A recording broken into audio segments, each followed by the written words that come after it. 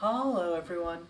This is Kayiu, and today I'm here with Kevin, Kevin Norton, and together Hello. we're going to be doing a set review of Love Song, uh, which is one of the three newest sets that was added to MSEM. Yep, given to us by that damn pipsqueak. And it is, whew. Yeah, this is going to be an interesting review. hmm So, do you want to go over like the flavor and mechan, or like let's go over like the flavor pitch for Love Song first? Yeah, so I guess like the first thing about it is for some reason Pip decided every single card in here is a reference to some music, to some song.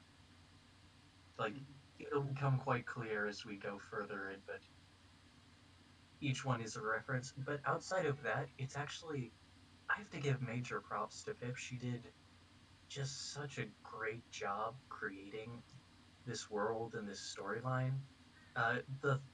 The idea of it is it's fundamentally about space travel, love, and quote unquote the song of the universe.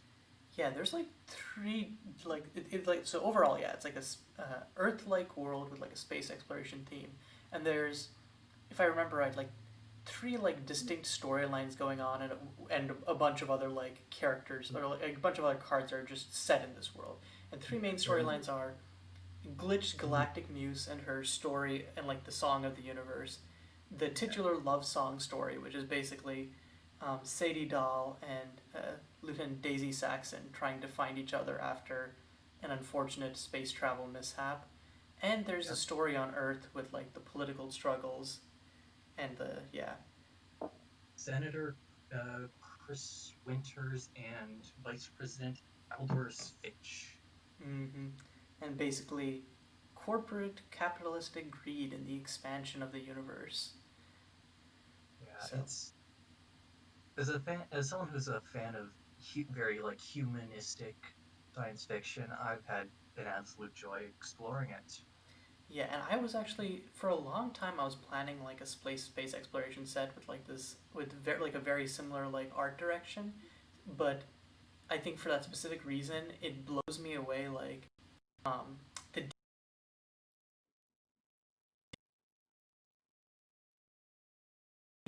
also feel like thematically cohesive in like 2 weeks. And I'd been like doing like art searching for like almost a year at that point, and like I didn't even have like this much art. So I think it's really a testament to like uh, not only the speed of work, but how like efficient that work was to create the set. And also, I don't think we mentioned the set was created in I think 16 days, or like the first draft was finished in 16 days, and I think the set as a whole was done after a month. So insane pace.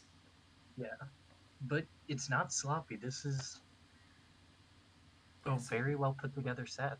Yeah, so mechanically, it is intended for a limited environment. I think it's like a standard large set, 200 and something cards, 260 something cards, um, Yeah, and right. its limited themes or mechanics are all focused on multicolor. And it's like there's a multicolor and monocolor kind of fighting it out. Um, so on one end you have converge and augmented. Converge being uh, you get an effect based on the number of colors of mana that you spent to cast a spell, and augmented, which is if you've spent basically all five colors of mana on casting spells this turn, you get a bonus effect. Both of those Yep. push you towards like five color, what would be like piles. There's different like that are poking you here and there. Um, However, there's also leitmotif, which is basically when you cast that spell, you exile it, and then when you next cast a spell that shares its color, you get to cast it again from exile, so you get double the value. This And this like allows for like some cool interactions with like multicolored cards, but also is most notable for like also pushing a sort of monocolored theme. And finally, I believe the last mechanic is cadence, yep. which is the aggressive mechanic that's there to keep the greed pile decks in check. So what it is it's a mechanic that's found on creatures, and it says when you cast a spell with greater converted mana cost than this, put a +1/+1 counter on this creature.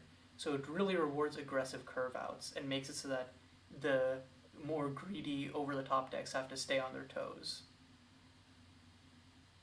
Yeah, it's a cadence is a returning mechanic, and we've seen it have a decent amount of success on some cards. Hmm. Most notably, pre-nerf Almgroove Champion. Oh yeah, that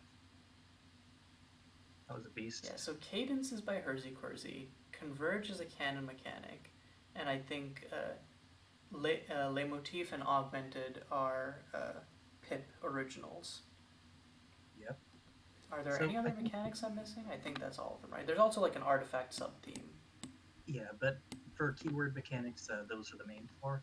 I think something we should touch on first is at a glance, when you look at the set, you're going to see like five colors a lot.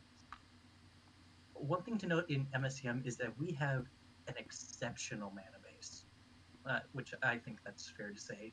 Some might even say too too good a mana base, in that you can cast something like Villainy, which is three black pips on turn three in, according to Gateways from their testing, a four-color deck. So Yeah, looking around, like generating we have mana, like I think this is a thing that comes up in lots of custom constructed formats, which is that like um, there's the hidden effect of mana bases because every set wants to add in some new cycle of lands, but over time it just makes um, like the most efficient lands kind of bubble to the top and fixing becomes really like good. But then you don't really want to like mess with the mana bases because that has ripple effects on not just specific archetypes but every deck, um, and also like affects the history of the format.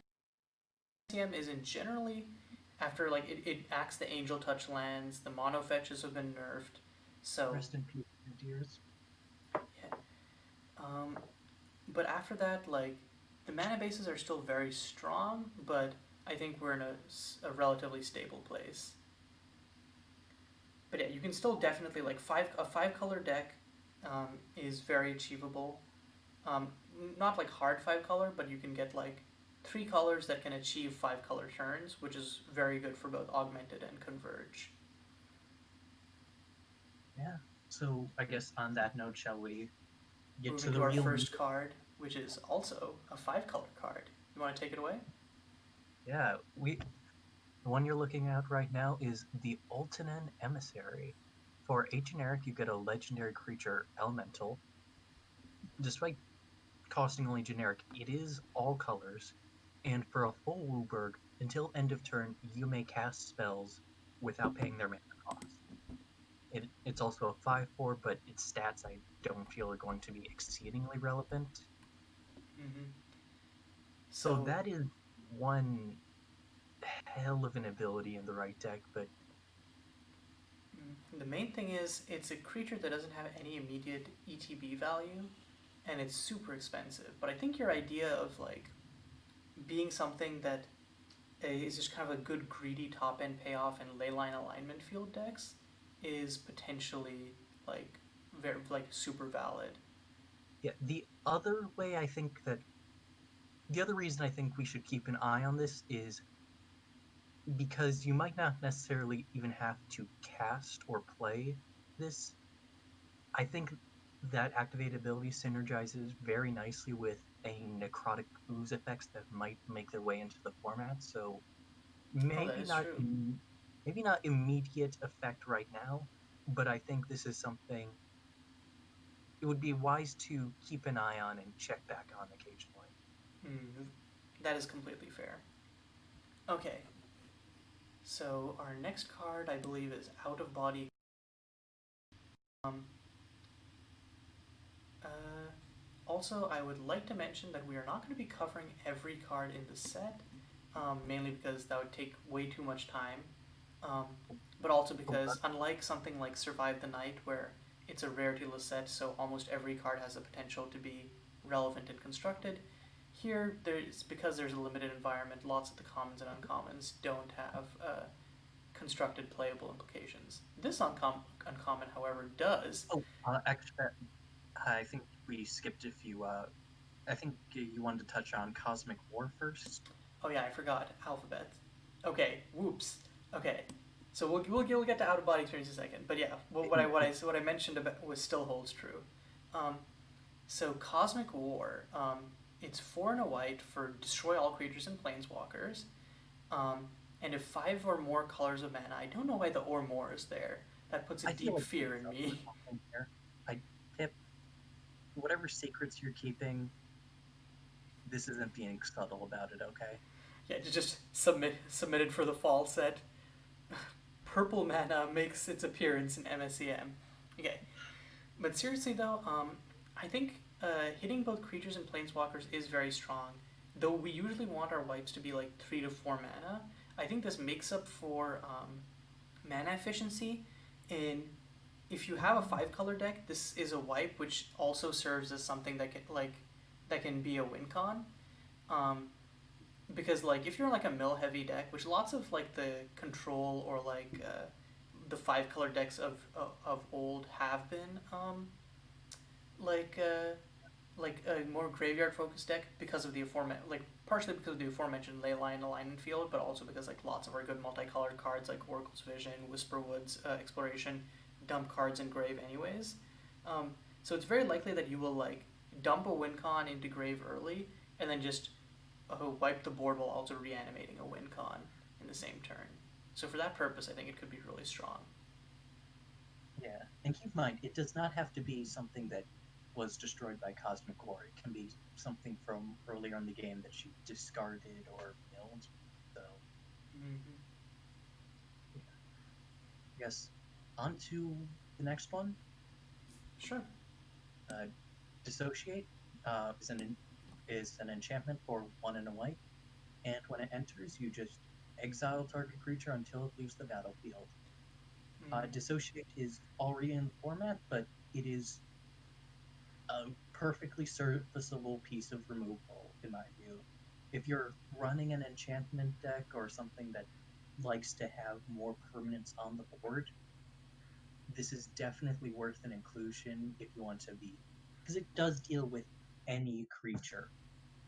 Mm-hmm. There's no limit on CMC, toughness, power. Just you play it and you lock away a creature for some amount. Yeah, and like there are like um, a decent number of like enchantment based decks in the format, so Disassociate does good work there. So having a fancy new art for it definitely feels nice. Yeah. Okay. So, Next ooh, up is extra. Exergetic Chains. Um, oh, I think this was. Never mind. I think this was chain. Oh wait, no, actually, no. Yeah, this is. Um, it was just cleaned up, but chains is actually I think which has been kind of. Um, but Explain this one to me. I looked at this and didn't quite get it. So, it's because our standard O-ring effect for like a while now, like the go-to has been Planar Eviction, which is 1 white white. Um, and this is like a strict upgrade to that in terms of colors, so it makes it a lot easier to cast. And it can like I don't really think you care about the target creature thing. What you really care about is that this is essentially just Oblivion Ring, and that's it. And I think it's very playable on that base. yeah, I can agree with that. Like, honestly, I can count on one hand the number of times I've actually used the primal ability. On So, Planar Eviction, yeah. I can count. yeah. I can count on 0 hands the time I have used the primal ability. Whew. For our first like real standout of the set, out of body experience. For 1 white, you get an instant exile target creature. That creature's controller creates a 1/1 blue elemental creature token with flying. This card has already been seeing quite a bit of play in the format. I believe this was a 4 of in the deck that took down the latest GP. Mm-hmm. Yeah. Just like it's instant speed, point and click shoot a thing. It's basically the formats like we've never had like a path or a swords variant, and this is it. Um, Well, a Path of Swords variant that's good.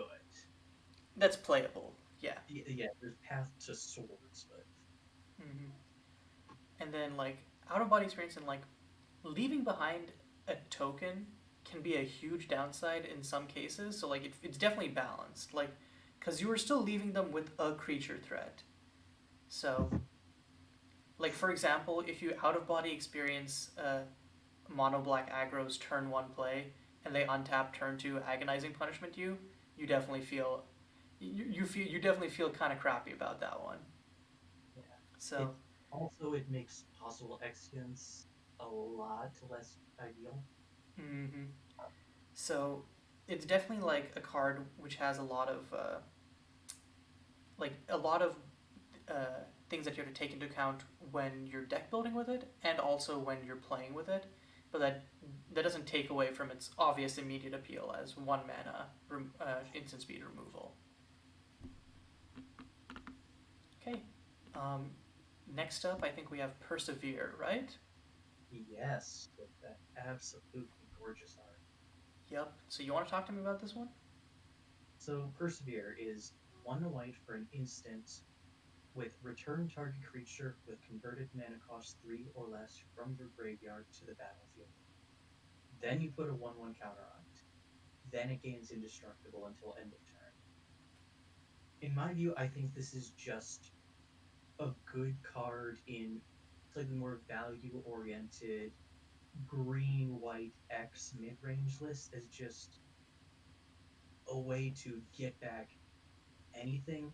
Because a lot of these decks do tend to be toolboxy in a sense, where you have a lot of individual cards that have niche effects, and this is a way to kind of get extra copies of it while Mm-hmm. also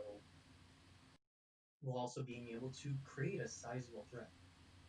Being able to hit something like J-Vault Reclaimer, for instance, turns what's usually just a Rex Sage into a decent clock, Mm-hmm. or just a more conventional threat like, say, off the top of my head, like Anomalion. Mm-hmm. That's pretty Suddenly, good. oh, I have an instant speed 5/5. Yeah. Also, it gets indestructible, so you can even use this like during combat as a surprise blocker to create kind of an ambush viper type deal. Yeah, Mm-hmm. I think Persevere just has so much raw versatility in what it can do in a good chunk of decks in this format that it's definitely worth either some mainboard inclusion or some definite sideboard inclusion. Because this also does, in a way, give any deck gives a bunch of possible creatures flash, so you can bring them in on your opponent's end of turn, away from Wrath or Sorcery Speed Exile effects or Mm. anything like Yeah, I'm not super high on it, but like I think it is just it. It's so versatile that like I think I think decks that already care about playing at instant speed, I think will put Perseverance. So some sort of tempo-y shell, I think, or like some sort of like flash speed mid range. Because I think otherwise, lots of mid range decks I think will have cards that just go over. Like I think when you can play a Scion of Desolation and reanimate a creature as well. So I think with Persevere, I think there has to be an element of either caring about the counter or more probably caring about the instant speed. that. For instance, not to give too much of a spoiler for future decks, but this is very nice with reanimating a Baleboard Meddler. Ah, you are motherfucker? Ugh, I hate it. Persevere. Put it away. Oh wait, what do you say? Oh, just interesting card, but I guess we'll see where it goes and if it earns a reputation. Mm-hmm. For sure. Okay, next up, what was the next card you had on the list? Uh, Next card is like Rule the World. While I don't think this card is going to make too much of a splash, I think it's worth talking about just because it does so much that I think it might be worth as some reanimation target. So, Rule of the World is 4 white, white, white for an enchantment that gives you hexproof. Creatures you don't control have base power and toughness 1/1 and lose all abilities. And non basic lands you don't control don't untap during their controller's untap step. Mm-hmm. That's a lot of stuff, but I feel like it's all too scattered, if that makes sense. Like, this does lock down a lot of decks, but usually I think you're only going to be hitting 2 out of 3 of these lines having relevance. And I feel like if you're gonna be like cheating this out in some way, like you want your cheat out target to be proactive and win you the game, not be defensive. Yeah, So I like don't know. yeah, this is a good example of something that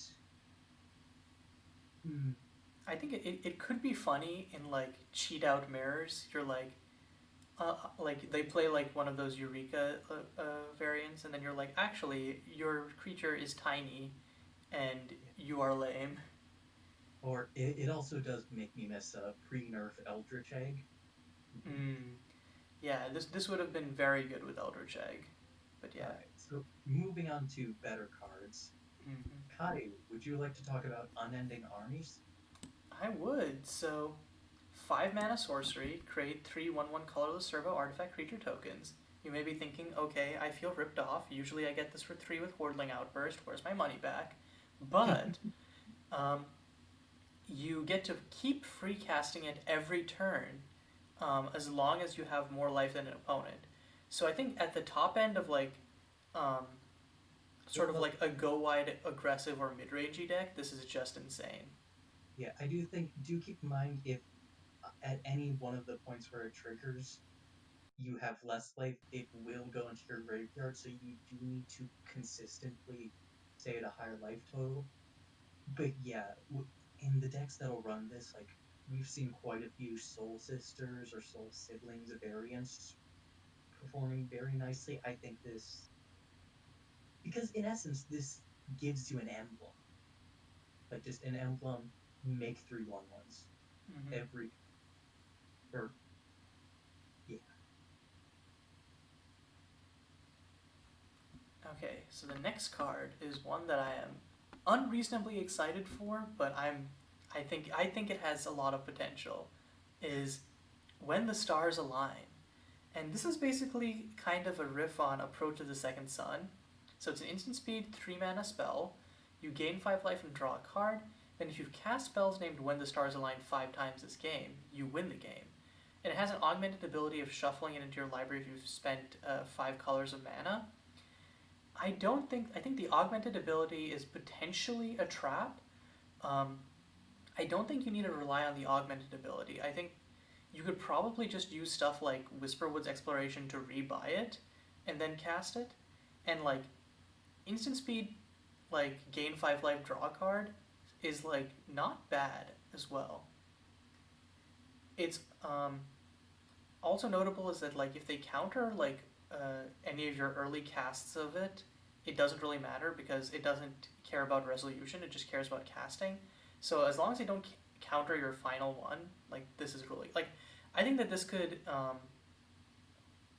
make like I format, but I would really love to see like brew wise someone try to build an Approach of the Second Sun style control deck with this because I think this could make like because even in our hard control decks there are permanent based win cons. I would love to see like some sort of control deck that just try to go full win con less other than this. interesting. I will say, I do agree you want to look more at the first sentence, the life gain and draw, Mm. because if you want to have a spell that causes you to win the game once you cast it 5 times, I'd rather just play Unceasing Flames. Fair. But no, I do think this can have some interesting brews, and also, yeah, the augmented ability. I think you should never actually really use it. Instead, you should choose to rely more on having ways to recur it than Yeah, like another card we're going to be seeing later, Dead Man's Party, I think is triple. It's just like a really good card for control decks in general, and also helps recur this. So yeah. Okay. Next So up, you want to take point on advanced schematics? yeah, so we're done with white, moving on to blue. And speaking of cards that have me unreasonably excited for brewing, advanced schematics. XX, blue, blue, for an instant. Choose one. Either create three XX colorless creature construct artifact creature tokens, or create X tokens that are copies of target artifact you control. Mm-hmm. I I, think the first line is definitely the one that is more exciting, I think, for the most part. yeah, because that is still just 4 mana, make 3/1/1s at instant speed, which is, and as their artifact creatures, that's perfectly reasonable. For 6 mana, you get 6 power, etc. I do think, yeah, that this has some. I honestly, I don't know what I quite want to use this for, but this is a card that I look at it and it's like, this will fundamentally break something in the format. Like, there's some just inane synergy Mm-hmm. that this goes with. It is expensive. I know Blue's his Grixis control deck, which was using, I don't remember the name of it. It's the artifact from Unraveling, which allows you to choose an extra mode of spells.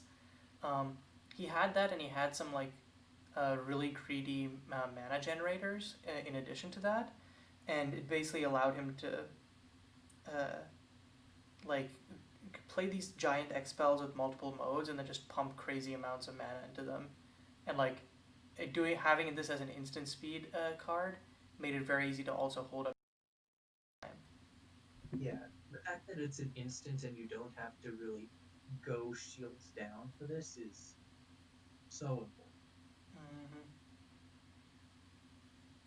So, uh, up next we have Alive and On Top. I'm Mm-hmm. liking this one, honestly. Hey, mind if I take this? Oh, go ahead. So, Alive and On Top for 3 blue blue sorcery. Converge. Gain control of up to X target creatures with converted mana cost X or less.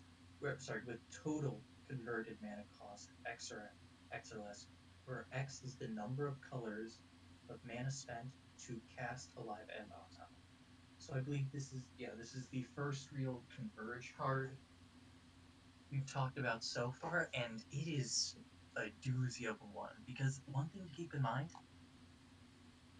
tokens have a 0 CMC, so this can really mess over some decks. And also just yoink up, say, a mid-range threat or something. I think you want to be casting this where Converge is at least 3, so Mm-hmm. you can maybe get actual creatures. But yeah, I think this just has so much upside for the right decks that, mm, because of just how much it can swing the board in your favor. It's yeah, it's just it's really disgusting. I think um, if if these decks exist, like if blue control decks come around that don't have black in them, I could very much see this being like a hedge versus aggro. Yeah. Like I'm not sure what that deck would look like, but yeah, because I think red and black both have better tools to deal with aggro, um, or like mid range, but if you're playing like some sort of like band shell, this could be really good in that. Okay. Next up, we Try have Cosmic uh, Sinkhole. ugh, this one's So it's like, this oh, okay, so I pay 2 colors, it's a quench, whatever. And then you realize that on its base it is a force spike because you can pay X equals 0, and you're like, oh, and it scales. yeah. So, We already have a force spike in the format invalidates, which is Hmm. a. But this one, the fact that it can scale up, it just makes Makes it it so much more so. relevant like later on in the game because invalidate can get run out or like played around very easily. Um, and I think that Cosmic Sinkhole in a three color deck I think is where it is deadliest because I think we already have Invalidate and what is the name of it? Portal Fracture as our main Yeah, taxing spells. There's also Pierce the Storm, but like for the most part, um, Pierce starting at requiring you to start at 2 mana makes it a little bit harder to justify, I think, in tempo now. And I think Cosmic Sinkhole for 3 lets you really easily play around people who are trying to play around Portal Fracture. yeah. And just the fact that it's very easy to just work in 1 mana if your opponent gets more used to the myriad of Mm-hmm. 2 mana counterspells. Yeah, this one's a good one. I thank you for pointing it out. I completely missed it. Yeah, like don't worry because I also completely missed it, but I've been in a bunch of conversations about it, and I was like, oh, yes, X can be 0. Terrifying. Yep. Okay. Next, all right. Speaking of advanced schematics from earlier, essential override. So 3 blue instant. This costs 1 less to cast for each artifact you control. Choose 2. Untap each artifact you control. Put a +1/+1 counter on each artifact creature you control. Draw a card. So I think it's This obvious which modes you want to use this with. is it? Because I think there's actually two entirely separate decks that want to use this. I guess Artifact Aggro is a deck, but I was thinking like untap plus draw a card. So you're Oh telling yeah, me that it's like a ritual that also draws a card? Yeah, yeah, sure. Love it. yeah. This one, like being able to untap like your mana rocks and then draw a card for something like I don't know, Hellbent Speed. Yeah, like Hellbent Speed, like Crush has been putting up like reasonable results with it, and I think okay, and I'm gonna be like very blunt. I don't think that his build is like the best build yet. I think it has all the cost reducers, but it it other than Hellbent Speed itself, and Ride the Storm, it really lacks ways to like draw cards, and also like its win cons could be better. This helps with the former, in that like it is a very reasonable card to put in that just like helps you when you're going off and like provides card draw otherwise. Yep.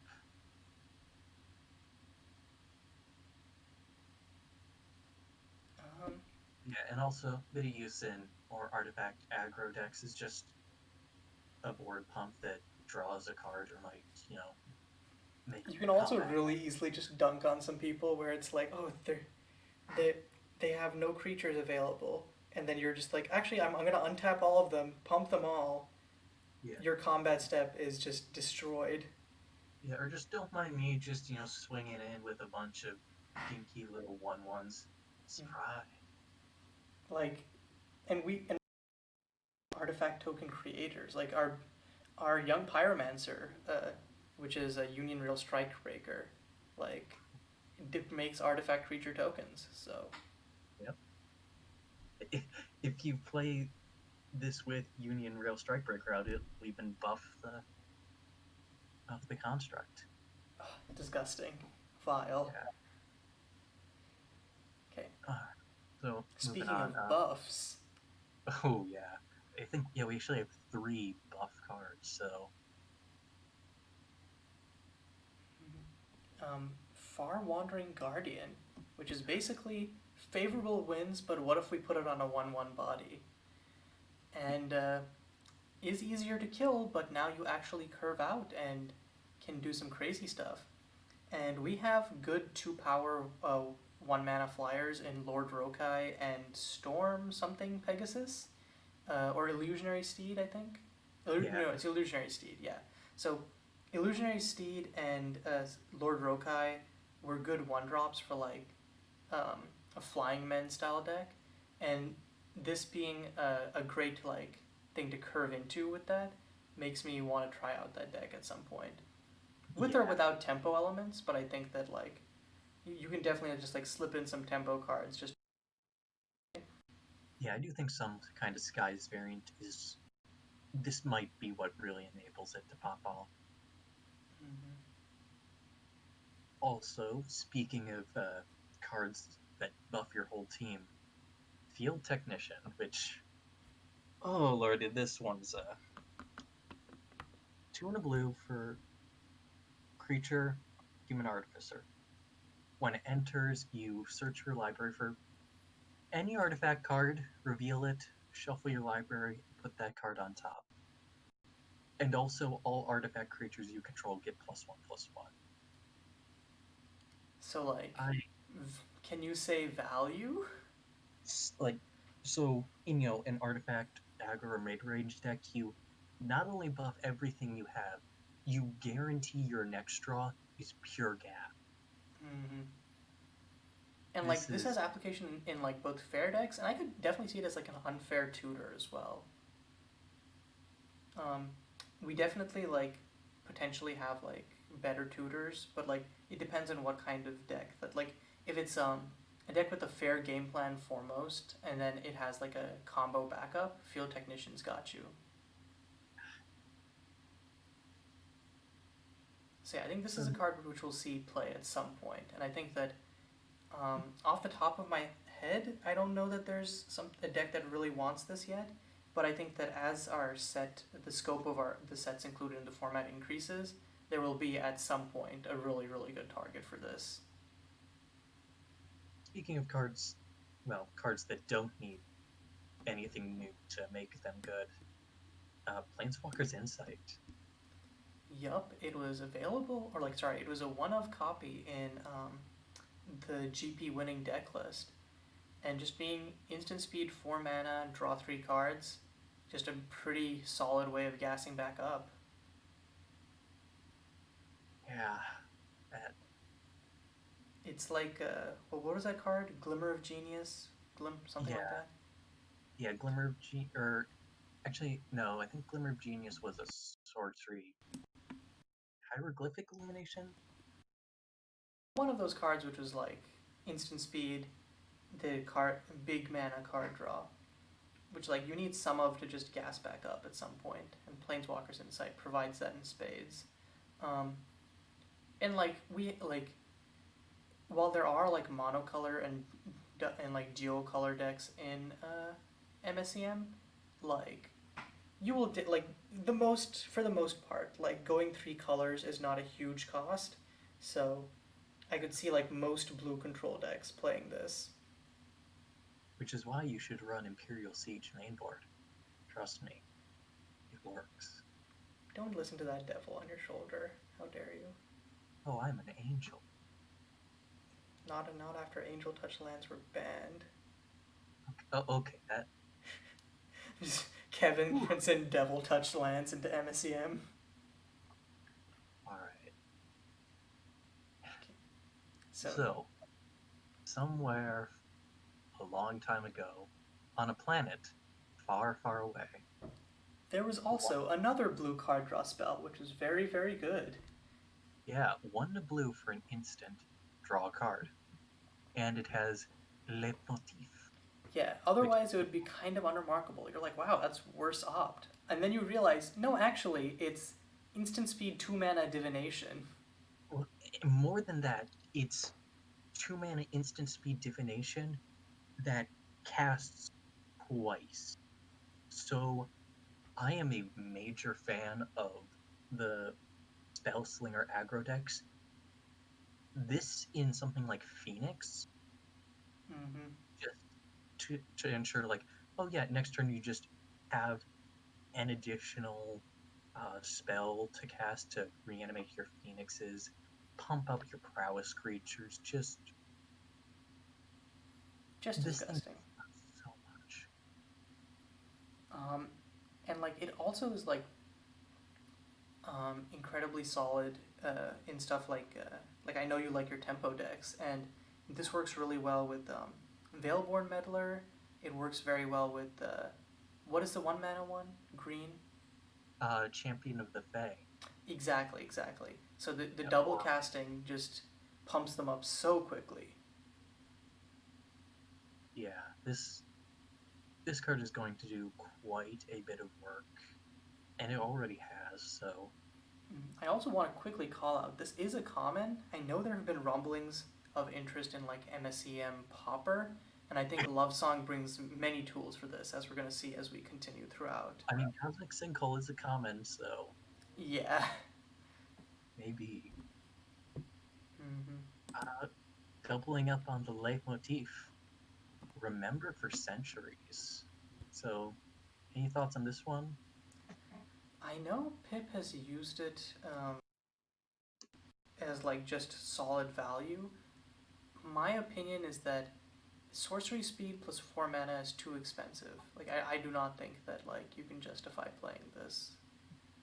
Yeah, And I it's think unfortunate. and all of our extra turn spells now excel themselves. I know that you noted down turns, but Yeah, yeah. Unfortunately, because of that clause, I think this won't be able to do as much as would have been, someone would have liked.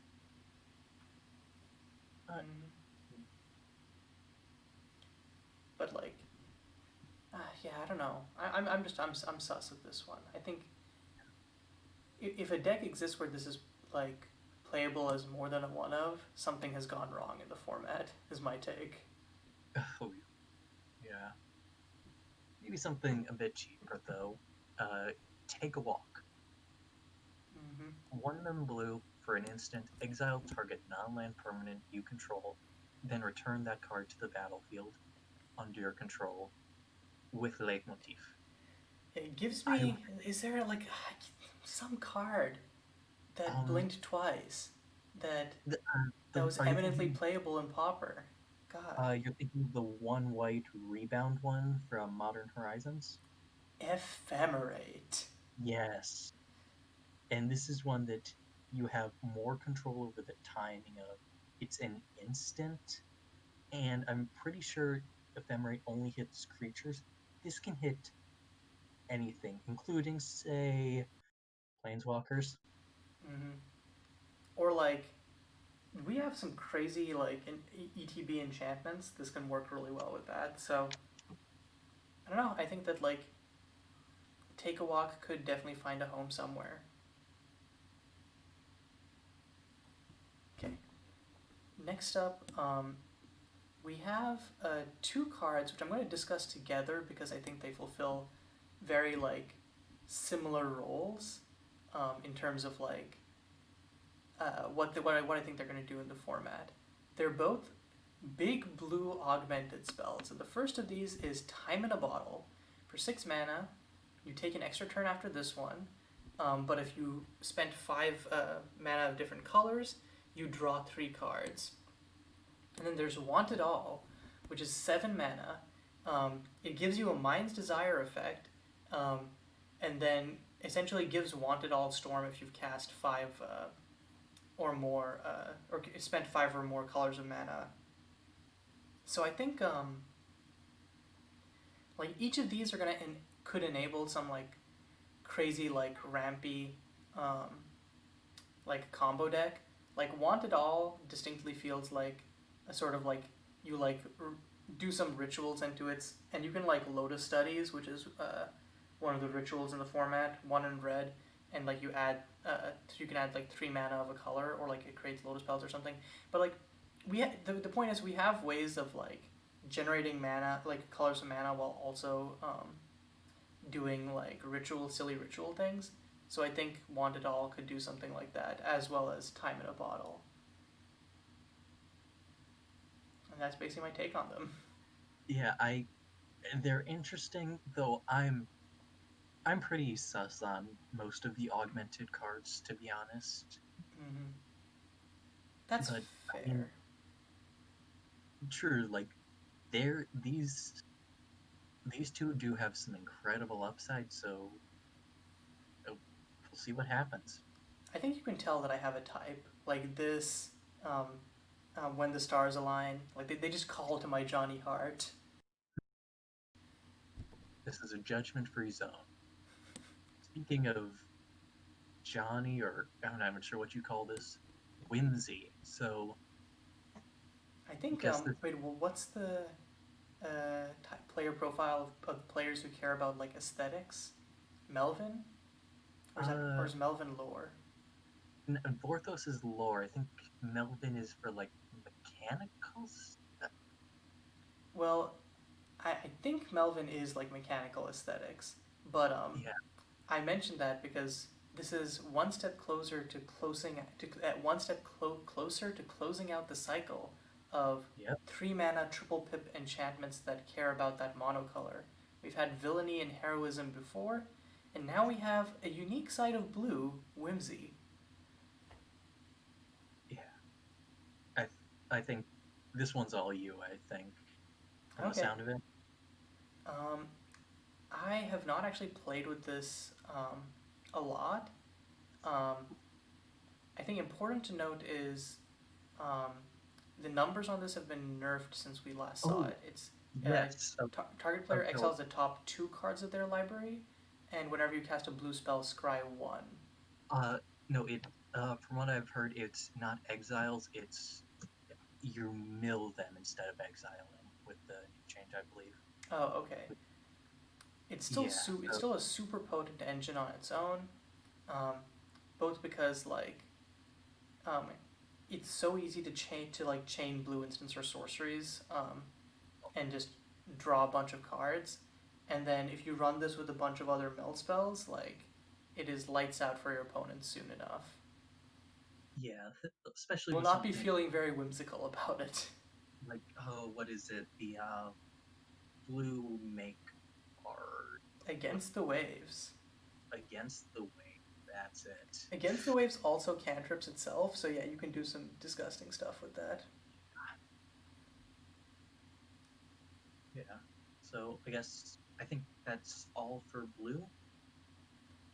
Yeah, moving on to black now. All right. Um, Starting off with between life and death. And okay, so this is X black black for an instant. Return up to 2 target creature cards with CMC X or less from your graveyard to the battlefield. They can't block this turn. I don't get this one. At least me personally. it Do you saw see? play in the recent GP in Pip's in the second place deck, in the pod deck, um, and I think it plays like on one hand it plays in a similar space of like persevere, like what you mentioned with persevere. Like you have lots of toolboxy cards, you want to return them to the battlefield. Instant speed can do some nutty stuff. Here you don't get the blocking part of it, but you do get like the kind of mind gamey or like playing versus control type aspect of playing at instant speed. Um, but notably, unlike Persevere, which is always going to be, or like for the most part, is going to be a 1-for-1 unless the creature you're bringing back has an ETB. This will always be at least a 2-for-1, so you're generating excess value. Um, and for the most part, like in a deck like Podlight, which has a bunch of cheap creatures with like useful ETBs, this suddenly goes from a 2-for-1 to a 4-for-1. So it's very strong in in decks which have cheap value creatures. Huh. Okay, yeah, I can Also, see that. notably, I think one thing to note is that it is 2 CMC, so it's fetchable with Ancestral Council, which is That always too. important. All right. Uh, Next up, something I feel like this is another one that I don't understand, but I'm sure it's doing something. So everything black, one and a black, permanents you control are black. The same is true for spells you control and non-land cards you own that aren't on the battlefield. At the beginning of your upkeep, you may pay black. If you do, draw a card and lose 1 life. So on its base, I think the pseudo Phyrexian arena effect isn't too bad. Just in grind your control list, but Hmm. There has to be something here with some, but Painter Servant effects make so many shenanigans.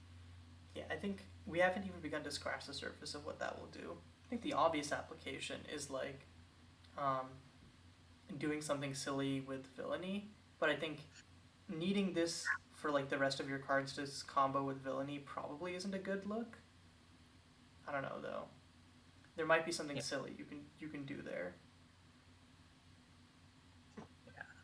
Like Now, you just have a storm deck except like you everything black and villainy and then that's your win con. Just cast 10 spells with villainy there. okay, maybe, but how about something that doesn't need help to work well with villainy? May that's you know, sounds fair, but also where else is this poor card gonna find a home? No, I was segueing into find happiness and misery, which Oh yeah, is okay, 100%. realistically good with villainy. Yeah, this has been uh, yeah, big popping off in villainy decks, especially grave based ones.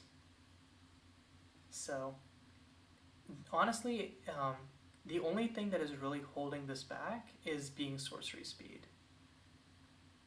Other than that, like you're not really going to be pointing this at your opponent, so you're going to self mill yourself so you can get value out of it. You draw a card, like a planet far, far away.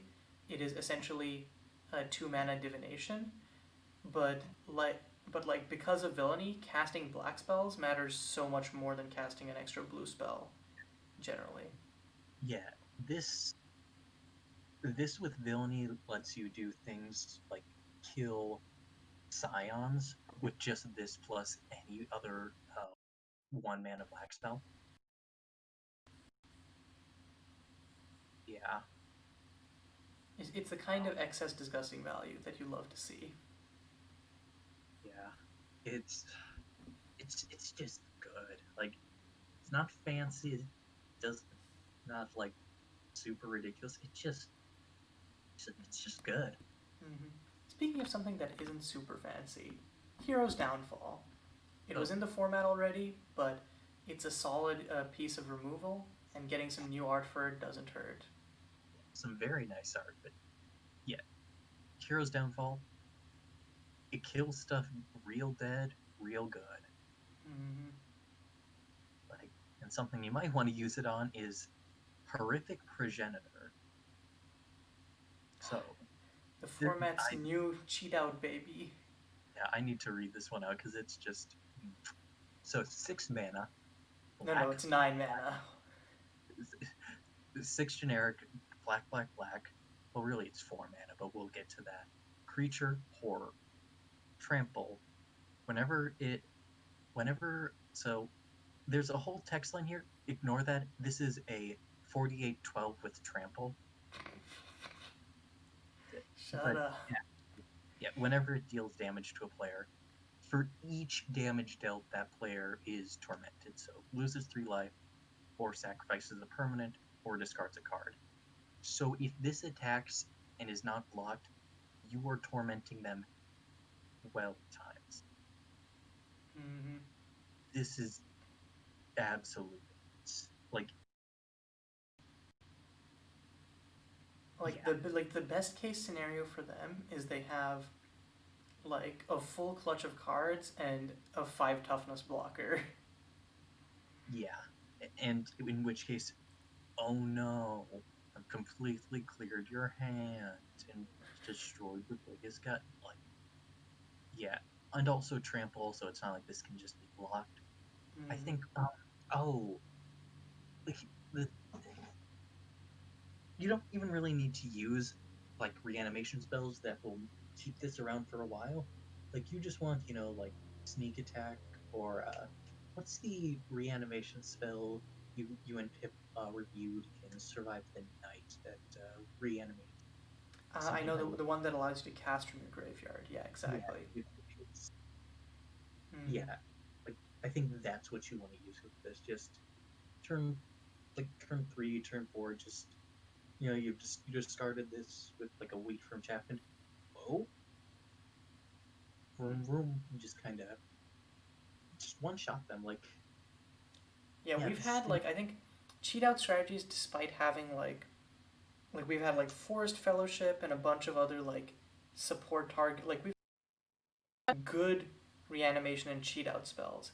We have not had good targets. And like in the early days of the format, like you could get away with dropping a Laguno. Now interaction is so much better. So you need something that will just kill them. And Horrific Progenitor has finally provided a cheat out target that will, in 99% of cases, just kill them. Yeah, or your money back. That those little like shiny things at the end of its pointers, those are little coins. Oh, though of course, if you are worried about horrific progenitor, maybe you can pack one bad night. Mm-hmm.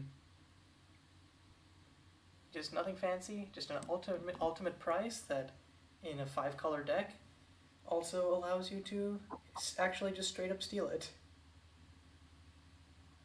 Like I think one thing that this format has definitely been having trouble with um, is having like as funny as it sounds, having traditional like just destroy removal spells. We've had good edicts, but like point and click removal, um, our suite has not been like super great. We've had a Strike from Shadows, which is black black destroy target non ninja non assassin whatever. Um, but this is a lot more flexible by virtue of being one black, so I think you'll definitely see play in a lot of controlling and mid rangey decks. Even without the augmented. Okay. Next up, we have a card that I know Kevin is super excited for, so I'm gonna let him take the wheel on this one. Oh, thank you. Yes, I. Whew. Yeah, this is.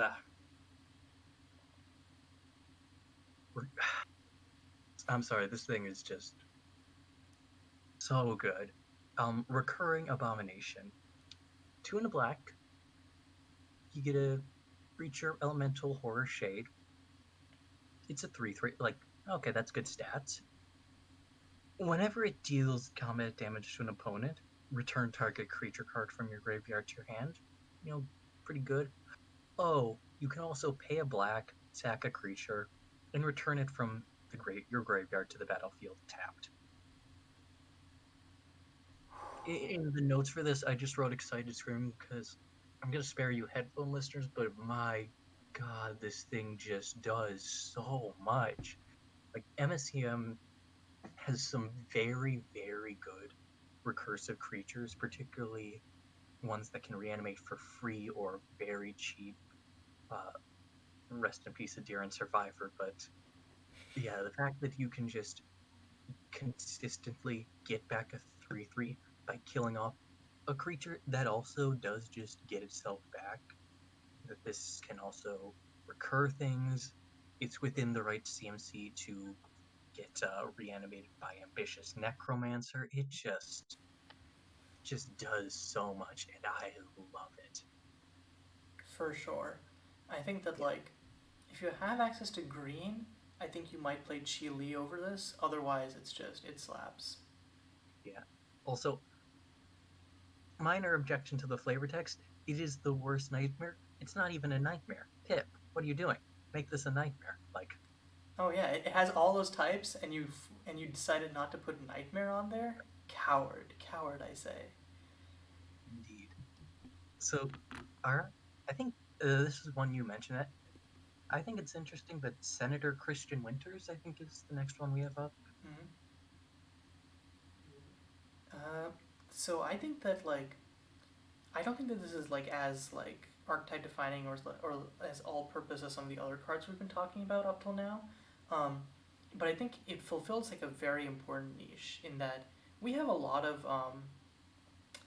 like blood artist variants, each with their own like pros and cons. In fact, we got another one this rotation, Paka the Shadow Blade, who I think is generally better than this one. But We have two. There's another one in this set. um, I think is good in that Death Touch can be very good against like other like fair decks. Um, he has a power on like actual Blood Artist, but he doesn't have two power like Paka and Twilight Blade, which puts him down a little bit. Um, but being able to create or like be like a mana sink for his own tokens is also super interesting. So I think like the Death Touch, and being able to create humans, or sorry, being able to create artifact creatures of his own, are super relevant. Human typing could also be relevant if we ever get stuff that cares about that, or if like we have a humanocrats deck at some point. So I think there's lots of little pieces of him, which I think could give him his own niche out of the other Blood Artist effects that we have in the format. And like the activated ability, yeah, that is nice to just kind of be very grindy, like make a chump blocker or something. Mm-hmm. So next up is this card is just dumb. Spaceship Invader. Like I'm not sure if I'm the only one who's just like looking at this and just like shaking their head, but it's two black black creature horror menace. It's a 4/1, and when it enters the battlefield, destroy target creature you don't control, CMC 3 or less. This thing is so ridiculous. Like most of the relevant creatures in MSEM that you will want to kill are 3 CMC or less. Mm-hmm. And then you get a 4/1, which, yes, that will die to most removal, but so does Chupacabra. But this is a 4/1, and it has menace, so you either have a very nice clock, or they're forced to block with two things, in which case that you get a 3 for 1. It seems pretty dumb, but also like we have legit Ravenous Chupacabra in the format, and it has not been played in a hot sec. I think the the onus on what like a 4 drop needs to do has increased a bit. However, I do think it's like the top end of like I think this plus recurring abomination could make for like a really good like something that is like slightly less all in than our current like black aggressive decks, but still has that aggressive element to it, if that makes sense. Yeah. Okay. Next up is Speed of Darkness. I think this is our last black card. Um, Yep. this was originally one black, and then it proved to be kind of nutty. Um, essentially, you exile X cards from your graveyard, mills X cards, or you dig X cards deep for a card. Um, this is like we have ample like easy mill. Like you can easily go like turn one Oracle's Vision into this, turn two, and like dig like 4 cards deep, which is pretty insane depending on what you're trying to do. Being instant speed is icing on the cake. The first mode I think is rarely going to be used, but then you could have like a freeze your brain style control deck, and in those like it's just pure gas. Yeah. And also keep in mind, like, I think we mentioned this earlier at the start regarding the man bases, but this format has a very nice amount of fetch lands. I think like a usual mid-range to control deck will have somewhere in the range of 8 to 12 fetch lands. So even just with those, you can start to get X pretty nicely without really any investment. Yep. So yeah, Speed of Darkness, something to look out for. I think it hasn't really been played post nerf, but I don't think that's for reasons of like it is no longer viable. I think that is for reasons of it was pretty broken before, and after that, after it was nerfed, people's interest in it kind of moved on to other new cards from the patch. Okay, moving on to red. Yeah, what do you have next for red? Convert to resources, I think, is our Ah, first card here. So yeah. talk to me So, about this one. well, it's a shatter that makes 2/1. Like I think like shatter, not the most ideal card. Like it does one thing, but it does that thing relatively efficiently, and this also just happens to make functionally a 2/2. Mm-hmm. Normally, I'm a little bit more hesitant on on relatively specific sideboard cards like this, but given that in MSCM our GPs have um, what is it? Oh, open sideboards or is it open main decks? Open sideboarding, yeah, that's what they Yeah, call it. open sideboarding. So how it works is people submit their main deck first. Those main decks are put out, and then people submit their sideboard.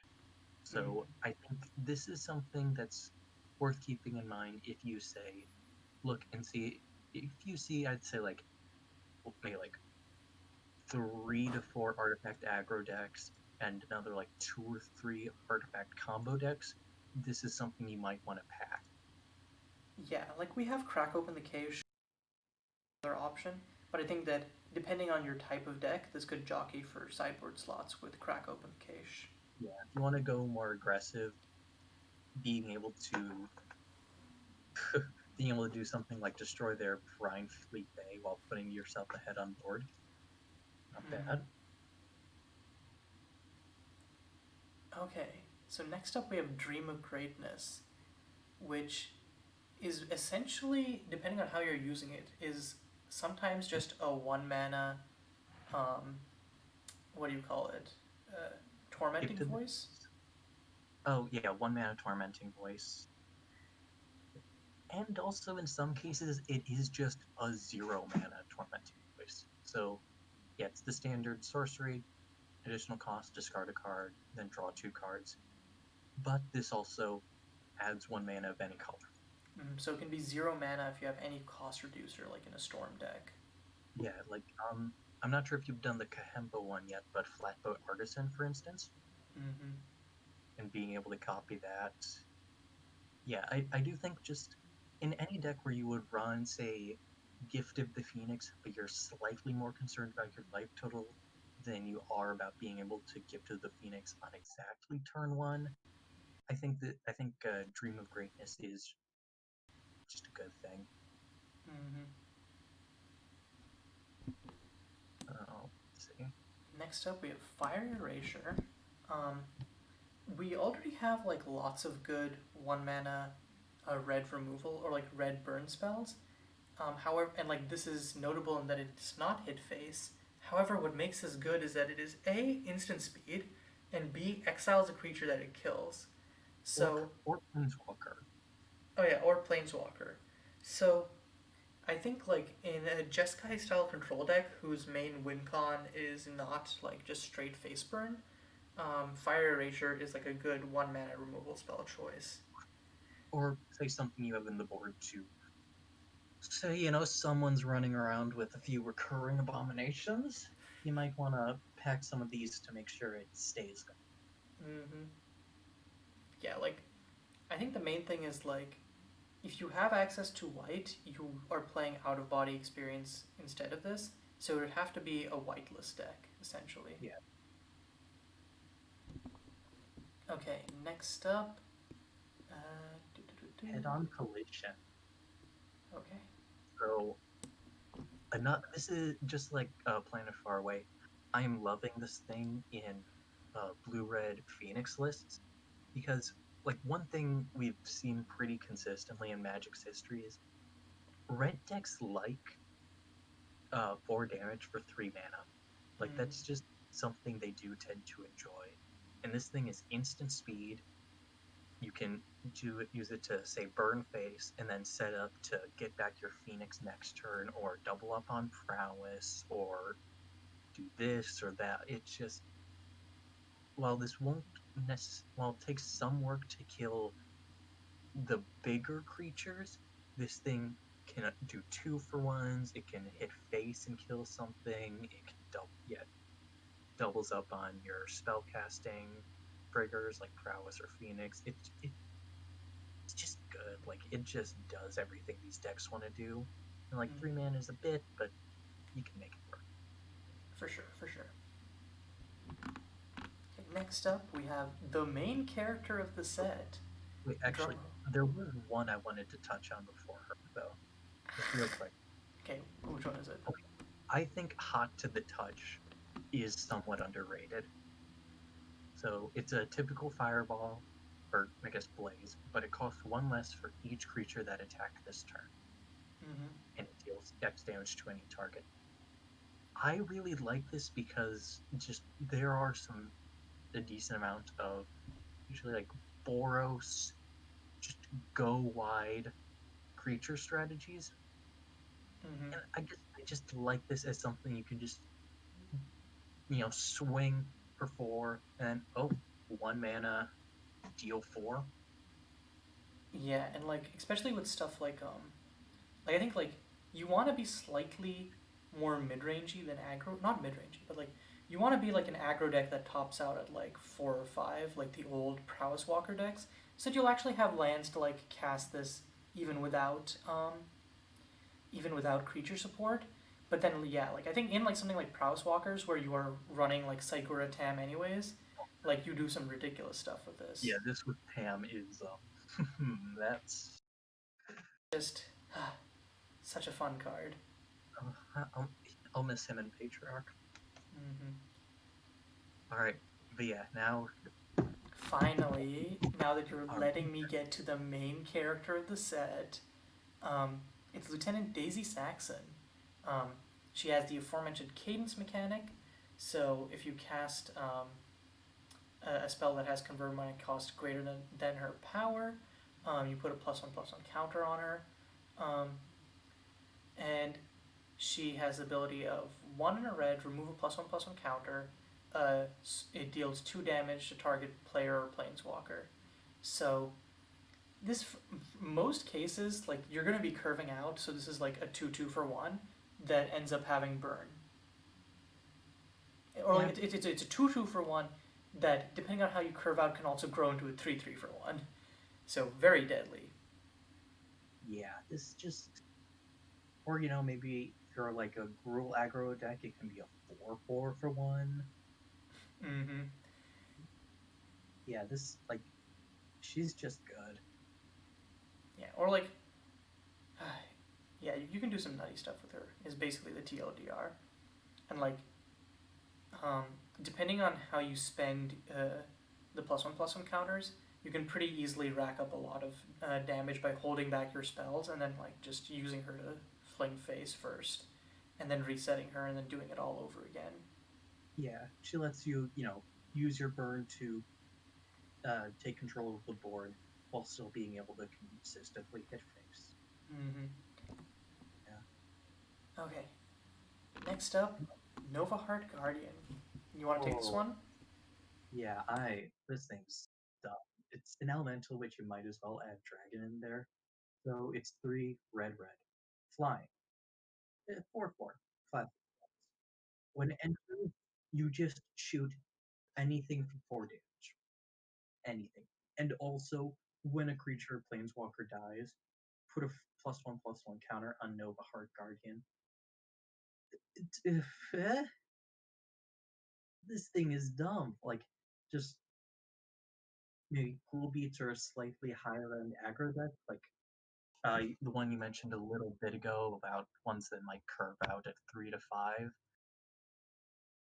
Yeah, you just play this. You either deal 4 and just kill them, or you kill their blocker, their planeswalker, Mm-hmm. just something that's in the way, It's a and then flying Flame Tongue Kavu, and I think the only thing holding this back, ironically, is what you said. You said it's basically a dragon, but not actually being a dragon holds it back like a lot because of like we have like because of the addition of Skyrim World at War to MSEM. There's lots of dragon synergies with the Tomb cards, but not being a dragon makes it so that it's just like you don't actually get any of those synergies, and it's like no. yeah, that is kind of sad. But Mm-hmm. yeah, this still just has such a high ceiling. Like, if you're building like a deck that wants to, ramp a little bit and then play big beaters, this is one of the better options in the format for this. Mm-hmm.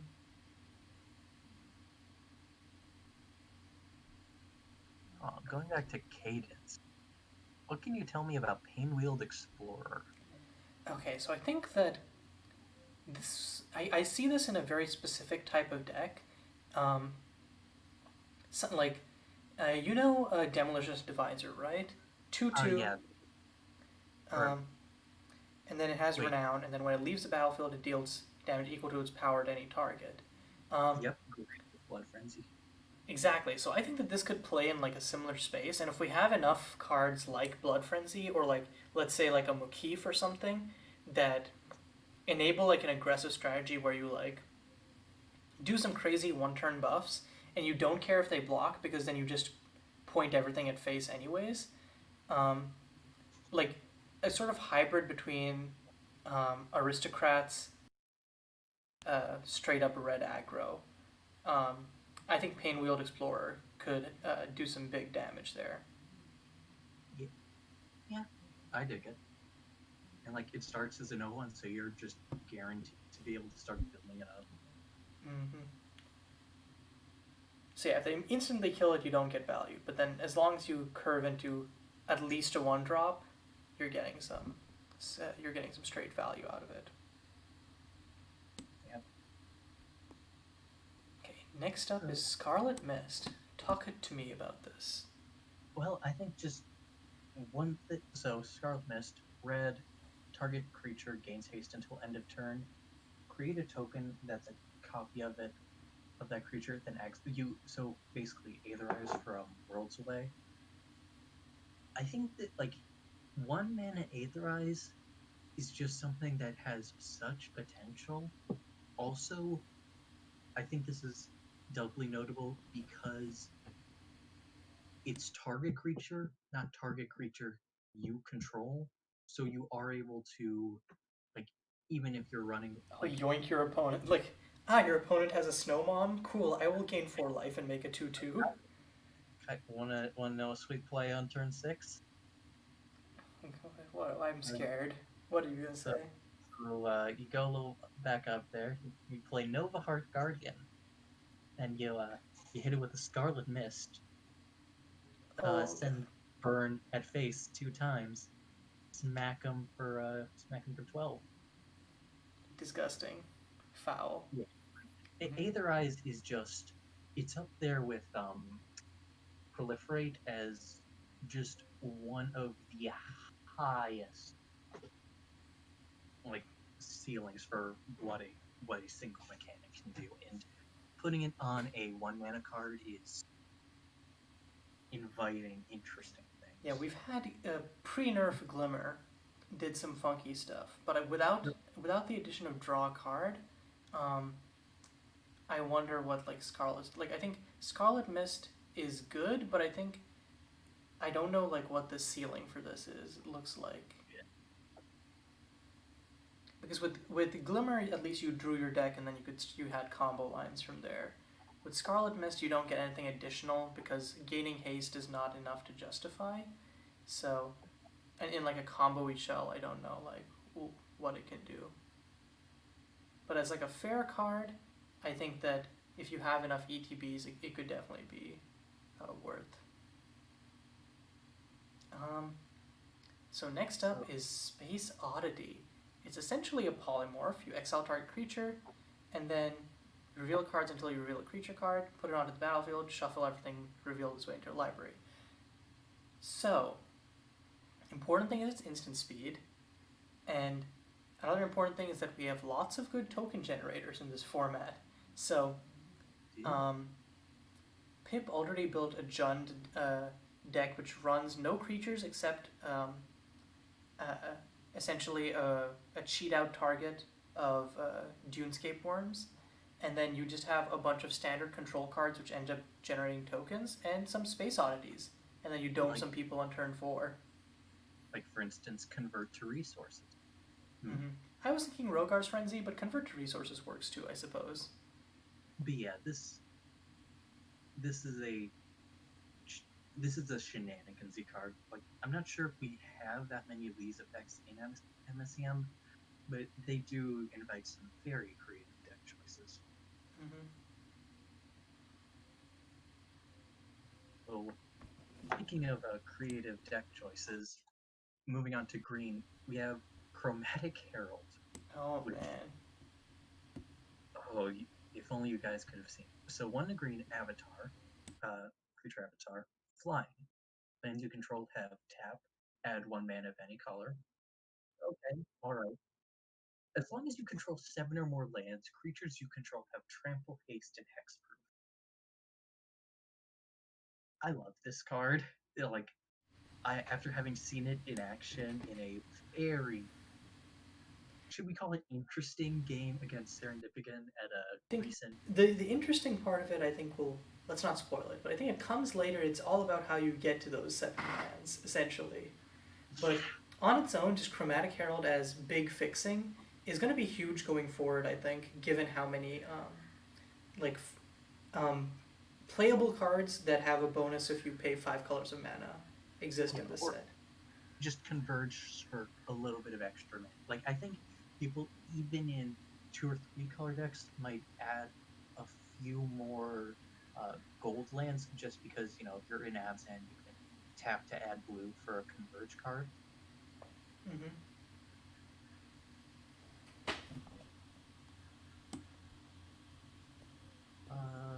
I forgot what Next was up the is list. Dedicated Bushwhacker. Oh No yeah. point, no points for guessing what card this is based on, Hmm. but yeah, just being a 2/2 haste, which also just buffs up your entire team and gives it haste. This is dummy. This is really good. Like, I think It that it's a this cheaper almost and better card. single-handedly, like this set does a lot to support green-red aggro, but I think this almost single-handedly could have done it on its own. Yeah. I yeah. Yeah, it's already been seeing play in a few decks that kind of go about that angle. So yeah, it's very efficient. It's haste and green. Yeah. Yeah, not much else to say. It's just very aggressive. It embodies the Gruul principle of just smash face. All else will come. So next up, FO2 Radiation Kid. For green green, artifact creature, construct, trample, and as an additional cost to cast non-creature spells, players must put a non-creature permanent they own and control on top of their library. And it's an 8/8. Yeah. Like, this thing's big, it's beefy, but it doesn't have an ETB that immediately affects the board, which makes me think that, like, the Scions just, And at 6 mana, like you want Lair and Alpha. yeah, or Scion of Torment, of Torrents, or, Mm-hmm. yeah, The Scions are it's, even cheaper than this. They're 5 mana. yeah, like, So, I like this. It's a cool card, but but yeah. just it just doesn't do enough fast enough for MSEM. Like the thing you never want to say when evaluating a card in MSEM that's 5 mana or greater, it's like, all right, so I play this and then I just gotta untap again. Ha ha ha. Funny joke. Yeah. Okay. So next up is greedy insects. So I don't know about you, but I find this card very interesting in its potential. I So think on being an artifact or enchantment O-ring is good, but I wish the body or the cost was a little bit better. yeah, well, I mean, 4 mana, 4/4, exile up to one target artifact uh, or enchantment until it leaves the battlefield. So yeah, I do like it. It means you can, like eat up a, just any kind of artifact enchantment, still build up your board, and also does kind of go infinite with animate dead style effects. Like, oh, there something conjuring 1 Constant that's Conjuring? constant conjuring. Yeah, that, this, and one of the 1 mana sack outputs do create an infinite loop. Interesting. I don't know how relevant that'll be, but that could definitely be like some sort of wild combo deck. Yeah, Yeah, but overall, like, again, I think 4 mana is where you really start to hit the tick tock range, and like we have JVR, so I don't know. I don't know if Greedy Insects makes the cut. Does get around indestructible. That is fair, but I don't know that we have any indestructible, uh, like any ways to give uh, those permanents indestructible other than Right to Rule, and no one plays Right to Rule. No one yet. Mm-hmm. All right. So more kind of weird cards. Lay claim to nature. 1 green. Return any number of lands you control to their owner's hand. For each land returned this way, search your library for a land card, reveal it, put it into your hand, then shuffle. This does. If it put them onto the battlefield, then we'd be talking. Well, But I think okay, I'm gonna be honest. I think you are over evaluating this card because of that land stack, dog. I think that That this card does flat nothing unless you have the combo thing in that land stack. And when you have the combo thing in that land stack, there are better enablers to get lands, like the one which lets you play lands from your sideboard. that I will acknowledge that is entirely possible. I also think that if you have a Contra bounty, If you have a counter contra bounty, you are winning already. I'm 100% certain. so also due to that game, Nebula's Call. So it's a lay of the land. Just go and find a basic land, and put it into your hand.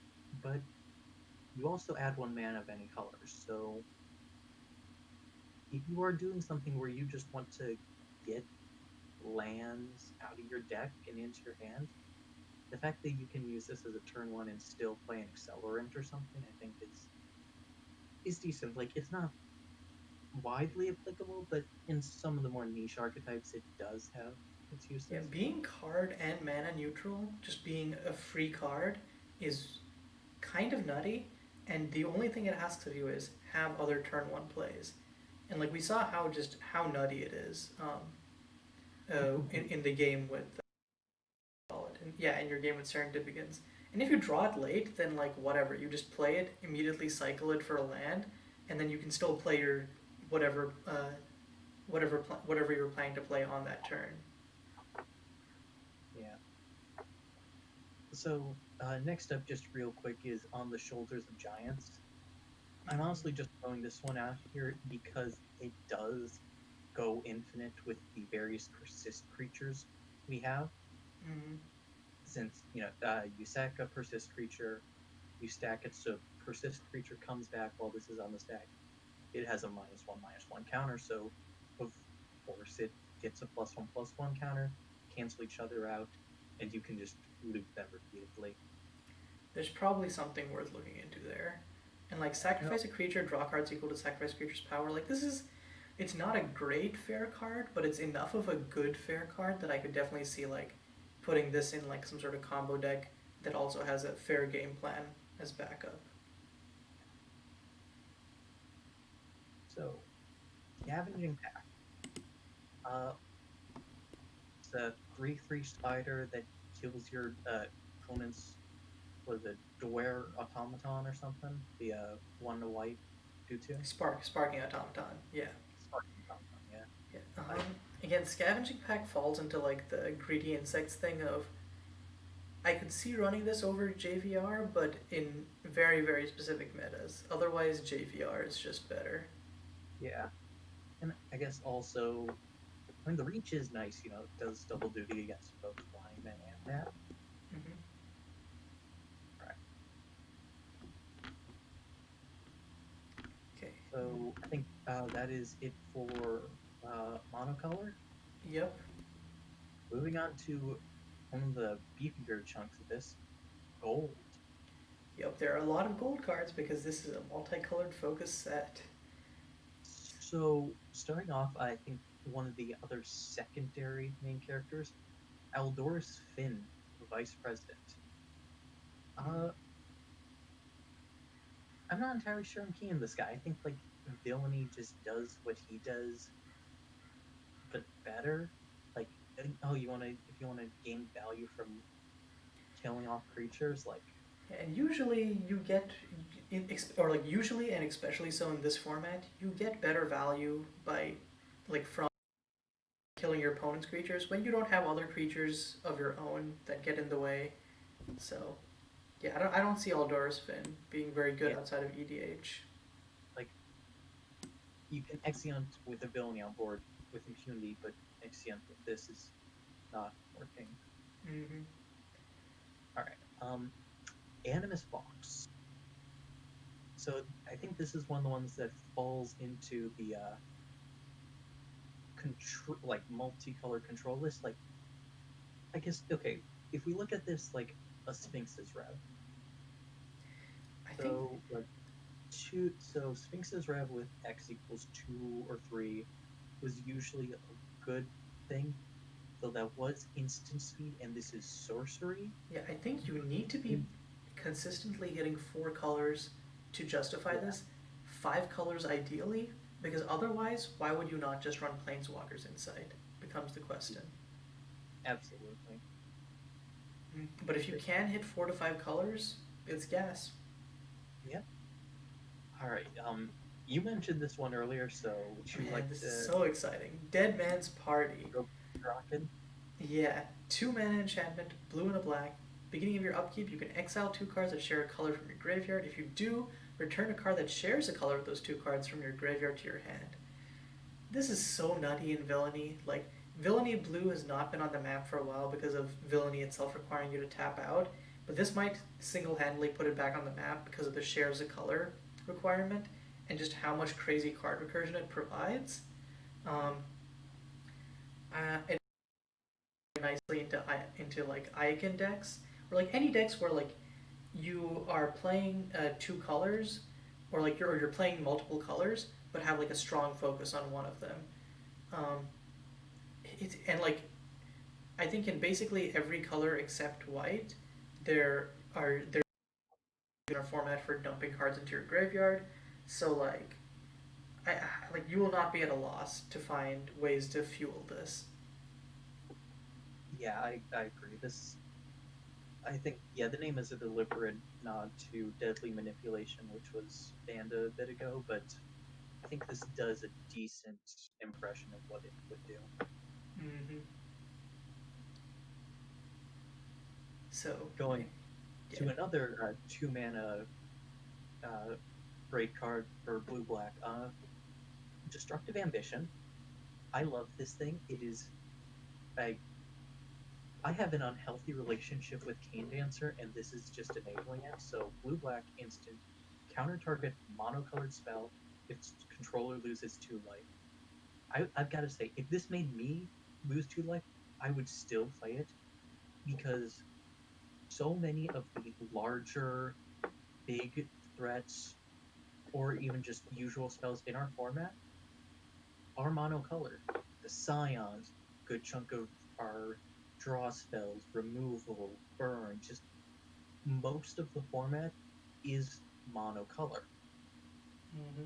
So while this will not hit some of the multicolor things, I think you want this maybe in your sideboard, maybe in your main board, because it does just hit so much and does nug them a bit. And again, gets hit by Cane Dancer. Cannot I cannot understate just I cannot overstate just how good it is for a counter spell to be able to be Cane Dancer for life. Mm-hmm. It is probably the best feeling in all of MSEM. Well, And Cane Dancer just remains for like a powerful card even after like what 2 nerfs at this point. yeah, well, not quite the best feeling. The best feeling with it was when I was able to repeatedly Cane Dancer an Imperial Siege. Moving on. Speaking of Enough 2 mana already. instants that fortunately can't be Cane Dancered anymore, we have Enter Mephisto's Gate. It's just Terminate. And I think in this format, that is a playable removal spell. I think this It is more relevant for Pauper, but it's still just point and click, no questions asked, destroy target creature. It kills a thing real quick, real cheap, real easy. Yeah, Junt hasn't been played in a while, but I don't think that's because it's bad. I think just the people who are usually on that deck are off it. Um, so I think that this could probably lure people back onto like a Junt style of play, or like a Grixis control. Um, So next up is, ooh, this is a doozy of a card, the Blessed Explorer. So it's a blood artist. It's a 1/1.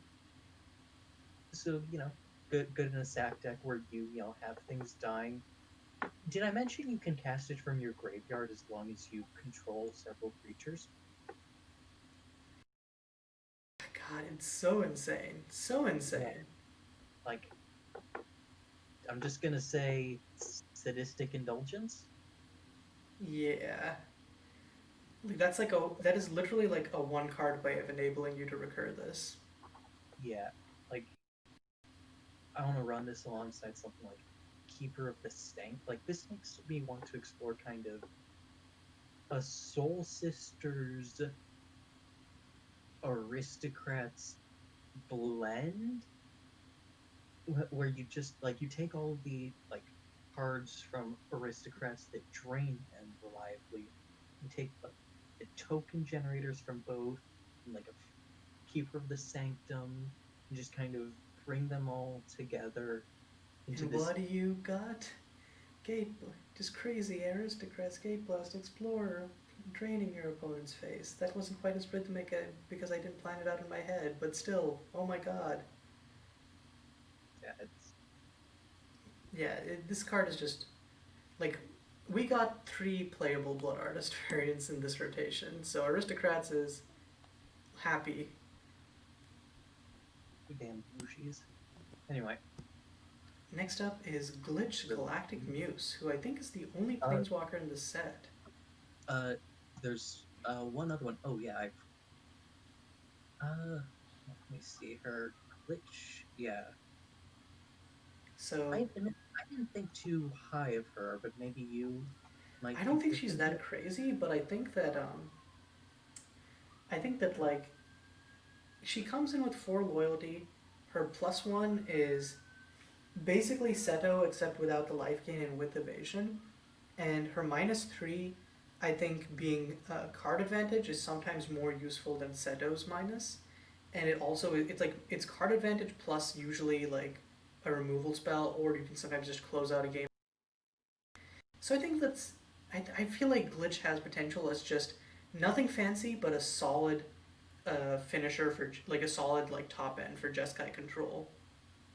Like I think that Hersey's version of Jeskai control has been performing very well, but it also like very much like nickels and dimes with like Reflector Mage and like Reflector Mage and Cane Dancer beats backed up by small amounts of burn here and there.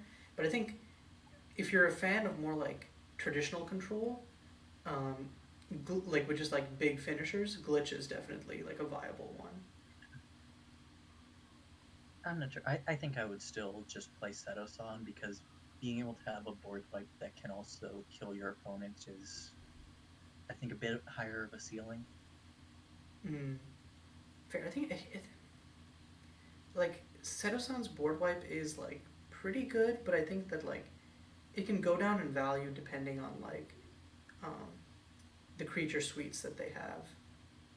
Yeah, that is true.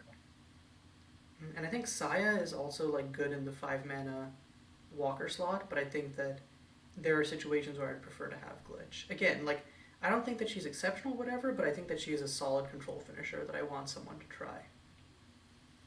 A card that I do think is exceptional and I'm really excited to play with is Ignition Point. So Oh boy. it's basically a lightning strike for blue and a red, but it gives your next card that you cast this turn flash. And I think that there are lots, or specifically, I'm going to mention 2 specific cards here, but I think there are lots of like tap out style control decks that would really love to be able to cast their main cards like at instant speed. Specifically, Iakin's Portal and Ninhasir's March are 2 cards which are their 3 mana enchantments, which see a lot of play in like With Ninasir, it's more mid-rangey style control with burn, and with Aiken, it's like just general hard control. But they're both like strong like control decks that would love to be able to just flash in their main threat, and also can potentially have like burny elements to them. And Ignition Point provides a solid removal spell slash face burn card that also doubles as a way to flash them in. Yeah.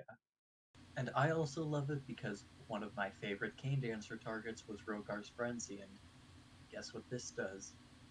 Mm. Also, Kayiu, I think I figured out the best card to follow after this. What is it? Soliloquy on their upkeep. What is wait? I think I'm forgetting. Which one? What is soliloquy? That's the single red. Oh, For oh, that's disgusting. You just time walk them. you kill a thing or burn their face, time walk them. Oh, what do you know? Yeah. Oh, do not talk to me.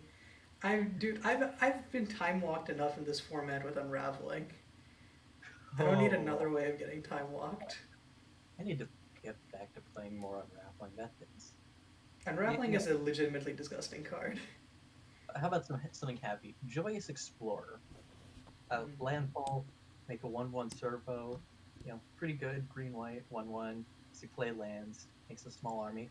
Oh, and then once you've hit some lands, maybe because you're making land tokens or just playing extra lands, you for green white you put a +1/+1 counter on every single creature you control.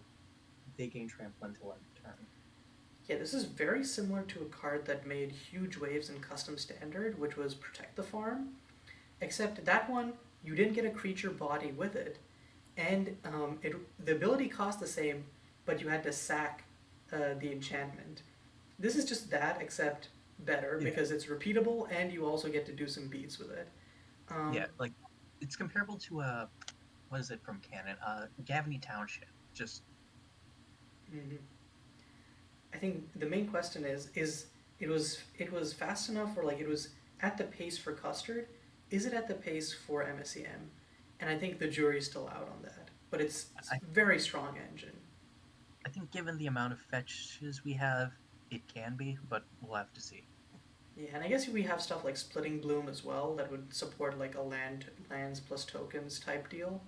So Yeah, or oh, Spring Harvest or uh, Spring Renewable, the one you sack all your lands and get a bunch of good things. I don't remember that one, but I'll take your word for it. There's yeah. also the Wanderlust one, something Disciple, which Ooh, Wandering Disciple, yeah. yeah, I think that one would also be really good. I think we are brewing a new deck here. We should definitely try that Or out. or also Into the Unknown plus this. Oh yeah. You- You know Anyway, what? Actually, I really would. I really want to try this because I think Naya is like an underappreciated color combo, and this sounds like a fun new brew. it Right. really Actually, does. right after this, I think that might be my first new league deck of the month. Yeah.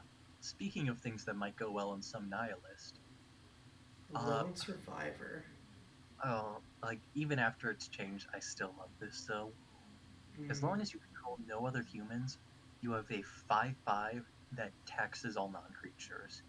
And with Kahembo bringing in a whole bunch of mid-range to aggro playable non-human creatures, I think Lone Survivor just shoots up in value. Like you play a few of these and just forego other humans, you know, and Yeah, suddenly and I've like you're I've putting looked them into it. Like I think there are definitely some downfalls to losing humans. Like you lose our like some of our best like Tarmogoyf variants, like Warfield Excavator. You lose the one white one. I don't remember the name. That you can pay a green to exile a card from the graveyard. You were playing it yesterday. keeper. Purging Watchkeep.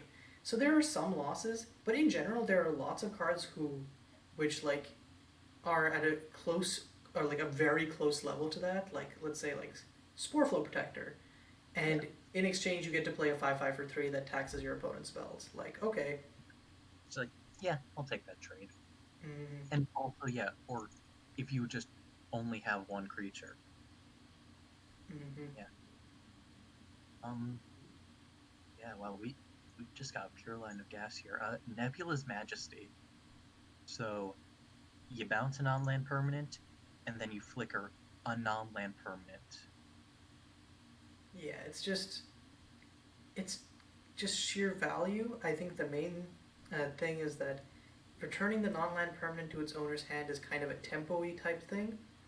Um, what one mana flicker targets do we have? I think it's gonna come down to like I think we're gonna need like cheaper flicker targets, or I mean there's gonna be like some cheap flicker target that I'm forgetting that we need to Yeah, use this or with. I think this might just be something you kind of weave in amongst some other, like maybe flickering a 3-drop or Mm. something. Yeah, there's also there's there's from what do you call it? From Discoveries of Akivia, there's a counterspell which also flickers a creature. So I think that you Um, could probably build like some sort of like flicker tempo deck with these. Express Flare. Hmm? I've brewed with that one a bit. It's a fun one. Okay, cool. So Oh, maybe yeah, those two should get together and like talk about it. I this next card, I love it, but I hate it so much. No rest. It's so good. It's Or it seems return, kind of underwhelming, and then you see Leitmotif, and you're like, oh, yeah, or oh, this gets back villainy and also triggers villainy. Like, oh, that says any graveyard. yeah, Oh, it's like this is kind of a bit of ramp, but also, gets back your Mapumos, your villainies. mm. Um, basically, yeah, this It's thing, pure. The worst case scenario, you get back your fetches. Like, oh no, it's like, oh no, I'm ramping. I'm ramping in white black. Oh and no. thinning my deck. How awful. Like, it's just pure gas, pure value.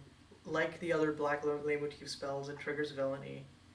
Yeah, I don't know if there's anything else to say. Yeah. Um, I think, yeah, we can skip over the jellyfish, I think. Yeah. Uh, Rage Fueled Adventurer. So, one red green, trample, cadence.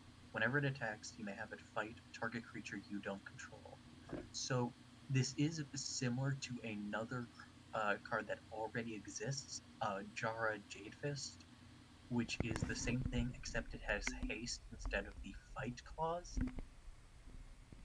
I think I'm still kind of split on which one is better. I like Adventurer here because of how it synergizes with the various pump spells we have in the format, like Mm-hmm. Consuming Symbiosis or something.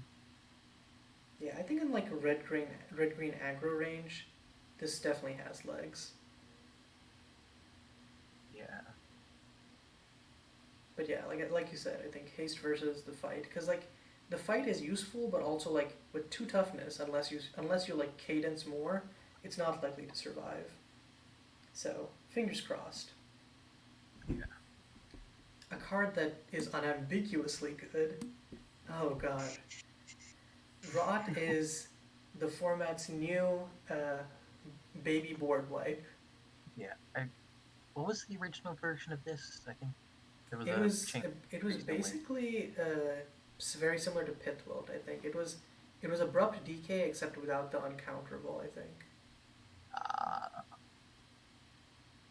so because yeah, it was very similar to Pitwilt, it was changed into this and now fulfills a really powerful niche role in the format because this is a wipe that not only takes out most aggro decks, but also hits like villainy gets absolutely destroyed by this. Lots of artifact and enchantment based decks also get destroyed by this. It's a really good check to very powerful, cheap non-creature permanents in a main deckable way. Yeah, don't know if there's much else to say about it. yep. It's good if you're in the colors and you wanna destroy stuff. Mm. Yeah. So the next card is the other main character of Love Song, Sadie Dahl, but you mark this card as something to look at mechanically. I don't see it at 5 mana, but I want to hear about it. I figured like, eh, like yeah, like she unfortunately falls into the same trap of, oh, if I just untap with this, yeah, I don't know. I think okay, so there was one idea I had with it, but it was profoundly dumb. I'm listening. So you know all those cards we've been seeing in and this set and some other sets that's flicker target non-land permanent. Mm-hmm. Well, this is a non-land permanent, so you keep flickering it, activating its -2, and kind of ritual your way. Okay, and she also generates card advantage if you like, because assuming that you're casting 2 flicker spells per -2, you can like that is ridiculous. But if we do have enough flicker spells that work with that, I would love to see it. Yeah, it's silly, but I think it's something worthwhile, and I figured we should at least mention. If Sadie Storm is a thing, God, I'm so here for it. Oh God, that is such a good name. Okay, I might try building it just for that name. Yeah, that's okay.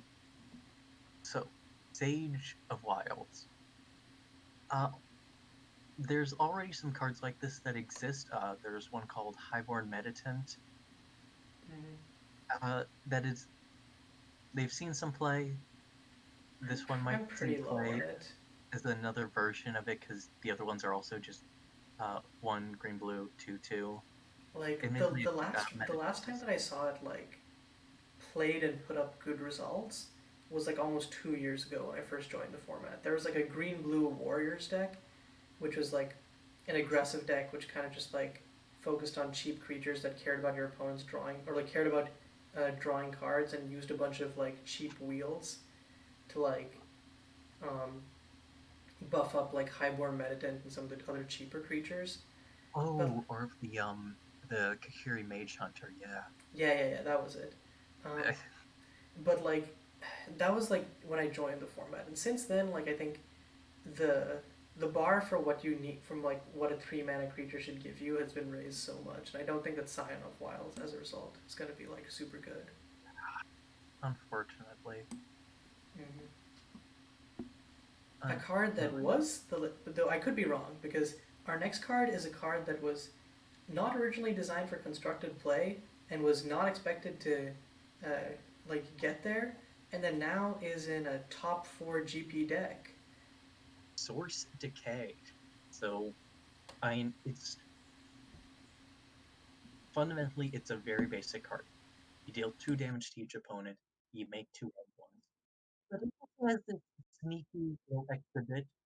Whenever a creature you control deals combat damage to a player, pay 2 black red, and you can sacrifice that creature. If you do, you'd return it from your graveyard to your hand. Man, if only there were creatures I could sack that would reliably come back to return themselves.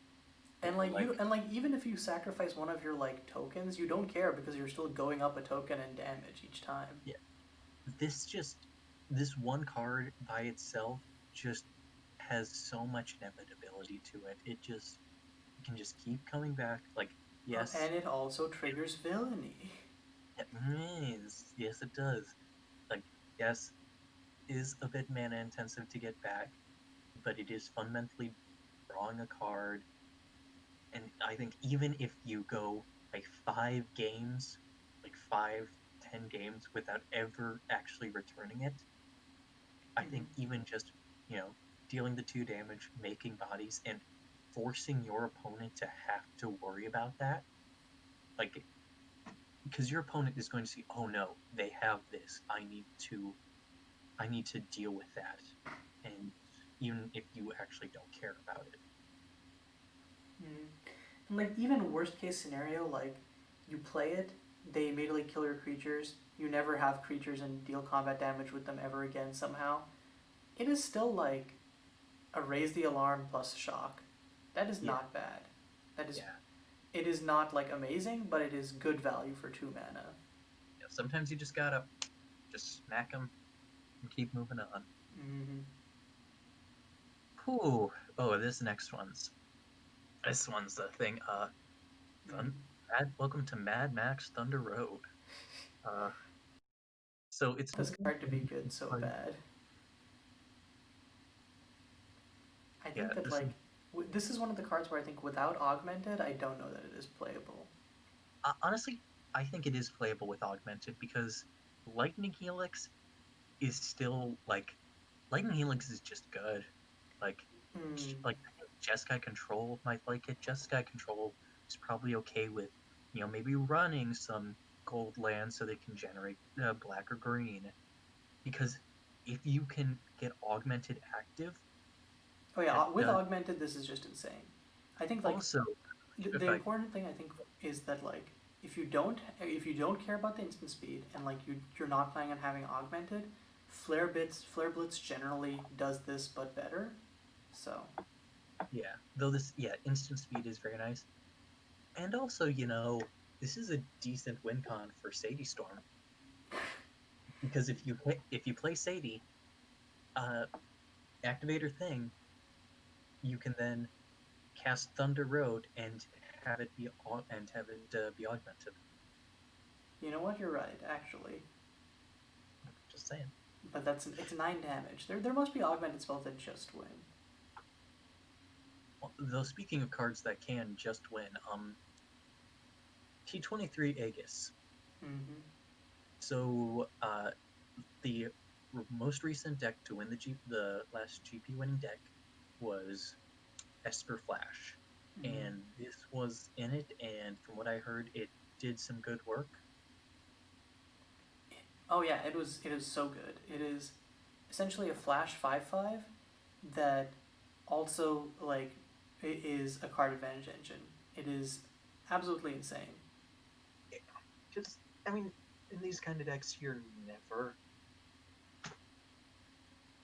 Like the Uh, only quote unquote issue is that it is 4 mana, but like it's a lot of value for 4 mana still.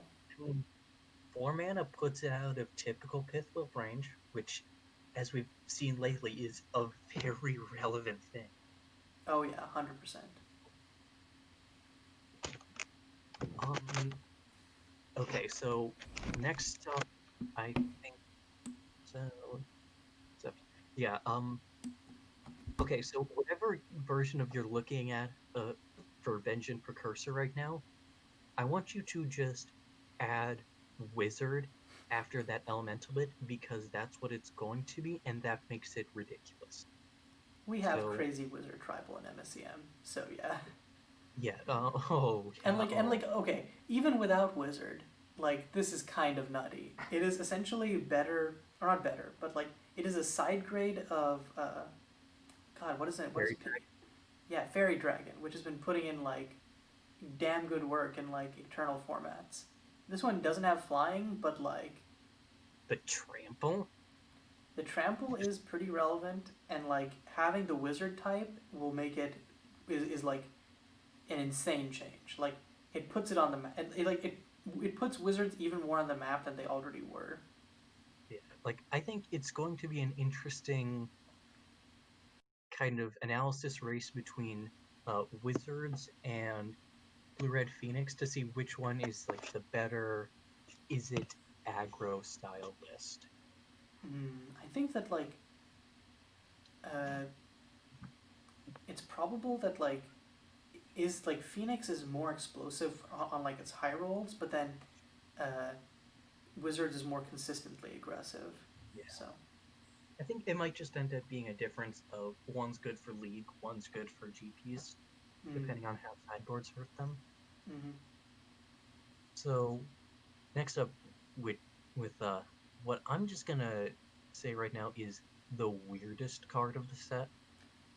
This is What? okay. That's hilarious because I was literally with those exact same words. I was just about to say that. Um, so watch the world fade. So I mean, I just kind of need to say what it does out loud so I can understand it. So you can't cast it. It has no casting cost. It is black. Its colors are black red though. You pay 4 black and a red. Exile it from your hand with 7 apocalypse counters on it. At the beginning of your upkeep, if it's exiled, you remove an apocalypse counter from it. If you do, you you torment each opponent. And then when you remove the last counter, everyone loses. Yeah, like I okay. So what I did was I built a deck around this because I misread it and I thought that it says your each opponent loses the game, and the deck was bad. It was um, Casimir's Ban, which is an enchantment which says players can't cast spells with convert mana cost uh, greater than the number of counters on this, and then there's an ability which lets players put counters on it, and then you enchanted that with Stage Fright, which prevented players from putting counters on it. So players can now no longer cast spells. It's a 2 card, 6 mana, no one can play spells. And then you would exile this from your hand. It was a 4 color deck, and I was like, this is crazy, but if I can get the lock working, whatever. And then I saw each player loses the game. I'm like, God damn it, what's even the point then? What is even the point then? Also, I just never before have I so hated the words "if you do" because technically you can absolve this, and if it weren't for those words, you could just like get this exiled just in any way and just start have that happening every turn without thinking about counters. Mm-hmm. But yeah, I this is a weird one. Mm-hmm. Um, It's if someone can make it work, props to them. But I think like each player losing the game just hurts its effectiveness. it's maybe an MSEDH. Maybe, but I think if you pull up with this in your deck in MSEDH, dog, you were getting beat up on the playground. Maybe. Mm-hmm. Now, if you want to not be beat up on the MSEDH playground, you bring along a Xenoflora Expert. So You've been wanting this to is talk about this card for I think this whole review, so I'm gonna leave you to it. this is a Horn of Greed stapled to an exploration on a creature. So you can play an additional land, and whenever a player plays land, so note that includes your opponent, they draw a card. Um, did you record the game with me and Serendipigan? Yes, I'm gonna be putting it up later this week. I'm gonna say go watch that video and you will see like how ridiculous this card is.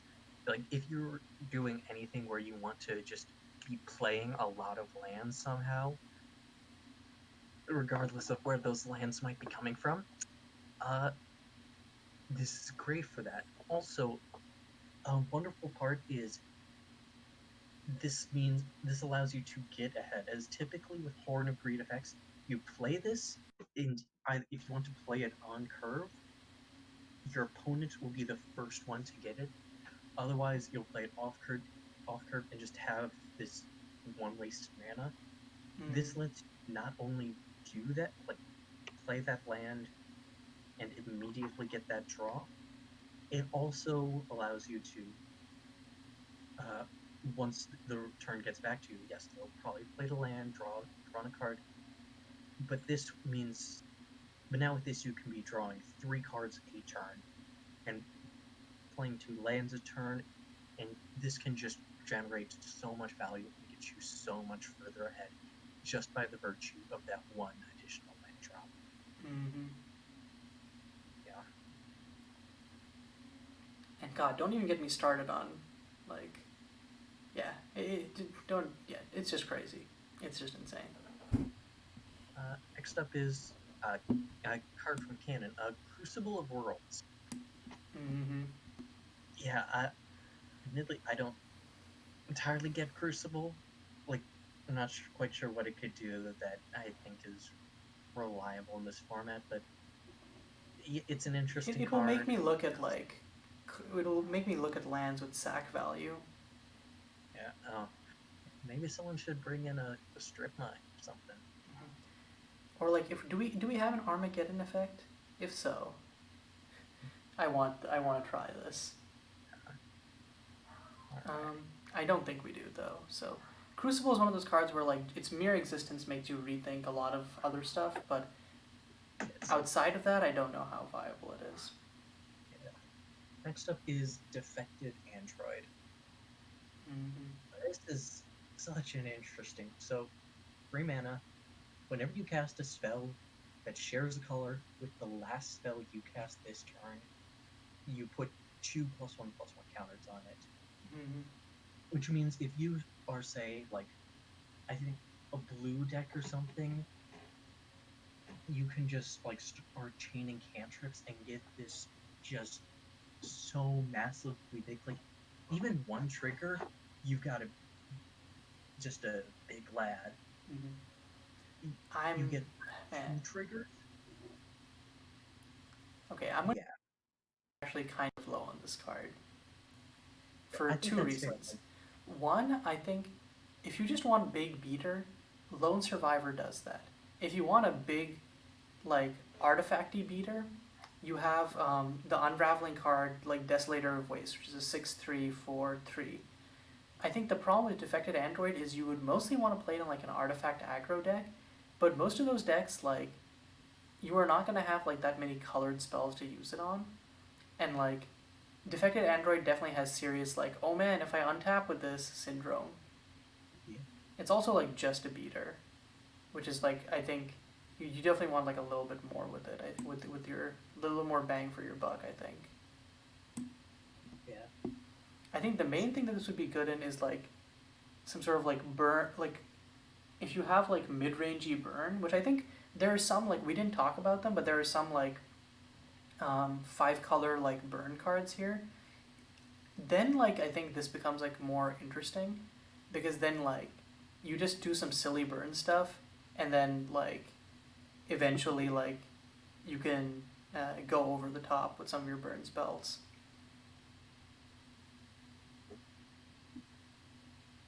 Um, Next up is Dread Tread Rover. Don't play this card. If you do, make sure you have your opponent in voice chat so you can read out the flavor text whenever you play it. Wait. Read out? Don't you mean sing out? True. I would do it right now, but it would be so powerful that it would break all of our listeners' eardrums, and I have too much care for them to do that. Yes, and I'm sure YouTube content ID and all that. Yeah, my perfect pitch. More, yeah, I'm not sure. Like, so Heaven Presidential Ship. I think it's interesting. Like, it's like if there's a way to like really easily cheat out like a big. I think this falls into the same thing as like Rule the World, in like you want your cheat out targets to be something that's proactive and wins you the game. So I'm a little sus at this, but like also we did see how many like artifact cost reducers there are in the format. So maybe as like if you're playing something like that, you could like drop this in as like something that can stave off um, initial interaction. I'm still kind of sus of it though. I mean, like preventing 2 damage and from any source, not just creatures, is It's really good, but also like again like yeah, I'm just worried about it. Like it doesn't have any inherent protection. It's not proactive. So yeah. I think this card as well, Inquirer, falls into a similar issue. Like I'm a bit higher on this one because Workshop is a card. Mhm. Like without haste or something, I am. I want this to have trample so bad, Oh, so bad. you know what? That would be so good, but unfortunately, no. Hmm. Yeah, I think otherwise this just gets chumped for days. Though I mean, noticeably, it is damage, so I don't know if you give this away to King someone or something. Oh, that is actually, yeah, that's actually frighteningly relevant, huh? Um, So is sort of monsters and men. So equipment just isn't that much of a thing in MSEM. Some decks play equipment, but yeah, no. like more recently, like before we had the swords from the Jiangxi block, um, more recently, like I don't think we've seen like equipment come up, but I think that, like I might just be like there's so many cards in the format, but I think unless there's like a Stoneforge Mystic type thing, it might not be worth it to like play equipment. Um, Actually, one thing that could make playing equipment worth it is that you know that the 3 mana blue card we talked about earlier that tutors an artifact at the top of your library. Oh yeah, field technician. Um, Yeah, that you could like get one of like silver bullet type equipment, and I think swords of monsters and men is definitely falls into that category. maybe. So with that, I think that's the last of the artifacts. Unless there are any artifacts there you wanted to touch on. No, I think we're straight into the lands. All right. What's the first land you have? Nebula of Empty Gold. I Oh, think this is also the land that I think has seen the most play from Love Songs so far. oh, wait, I had one before that actually. Hall of Random Access Memories, I Oh, think that's it is before that. Yeah, okay. Hell yeah, talk about that. yeah. So it's look, Mystic Sanctuary has kind of broken several formats. So I think a land that has the ability to not only just be a land, but also buy back artifacts, instants, or sorceries. Like I'm not quite sure what would really want this, but I do think as a card, it just Yeah, I has. think any control deck would be like reasonably fine with having this. And these days, like utility lands get so much better when you have an Intrepid to just tutor them up. So, Yeah. Oh God, yeah. Yeah, get this with Intrepid. If they kill Intrepid, you just buy it back. disgusting. But yeah, I think Hall of Random Access Memories. It's nothing fancy, but it's solid and it gets the job done. Yeah. Yeah, as you were saying, Nebula of Empty Gold. This has been an interesting one. Yeah, this is kind of like made waves in mana base building in a way that like I did not think sets could still do given MSEM's mana base, but like this and the mono fetches kind of proved me wrong. Um, for greedy decks, this is probably the best land you could have because like greedy decks where like they run like they're like you don't have like multiple pips and you're basically like splashing for a single color. Um, you just play this turn one, name like 4 colors, take 4, but you save yourself so much pain in the long run. So it's just good. Yeah. And always It, ET being untapped, big money. yeah. It just works. Mm-hmm. Also, again, like that wording, one or more. Like, Pip planning on bringing in a sixth color, a seventh color. Something about this is plus. I'm worried. Animus Vox, dude. That's the name of the next love song set. So I don't know what's gonna be coming in there, but I don't know. I So watch is like it. The song of the universe is just an entirely different color pie. Have you it ever is. cast a converge spell for 10 Now you can. Okay. Oh god. Instead of snow mana, we've got sand mana. God, we already have deserts. Then this is a All right. terrifying possibility. I think, So yeah, Avery was actually talking about having sand mana as a thing because they were building a desert set. someone stop them. So I think last land I think that really is worth talking about is Tomb of Precursors. Mm-hmm. So it's a utility land, tap, just add a colorless. However, you can also pay 1 tap to loot. Activate this ability only if you have 7 or more cards in your graveyard. Kayiu, how easy is it to get 7 or more cards in your graveyard? Trivial. Yeah, Trivial. that's like, and that's Oracle's Vision and some fetches. Mm-hmm. And this makes you want to Or it's a single fetch and a single copy of Find Happiness Within Misery. True. Yeah, just and from there you just loot. Like just 1 tap loot is just such an effective thing to have on a land. Mm-hmm. And yeah, like I want to use this to lead into a hunter's hideout and just go nuts. Oh God, I hate it. I love it, but I also hate it. When was the last time you thought about that thing? I have not thought about Hunter's Hideout in a long time, but honestly, with like the resurgence of like villainy and stuff, might be. And like we have good, actually yeah, Hunter's Hideout with like the new Whisperwoods ambush and Find Happiness in Misery. I might revisit that, huh? Yeah. Well, I think, and it looks like that just brings us to the very nice basics Pip picked for this set.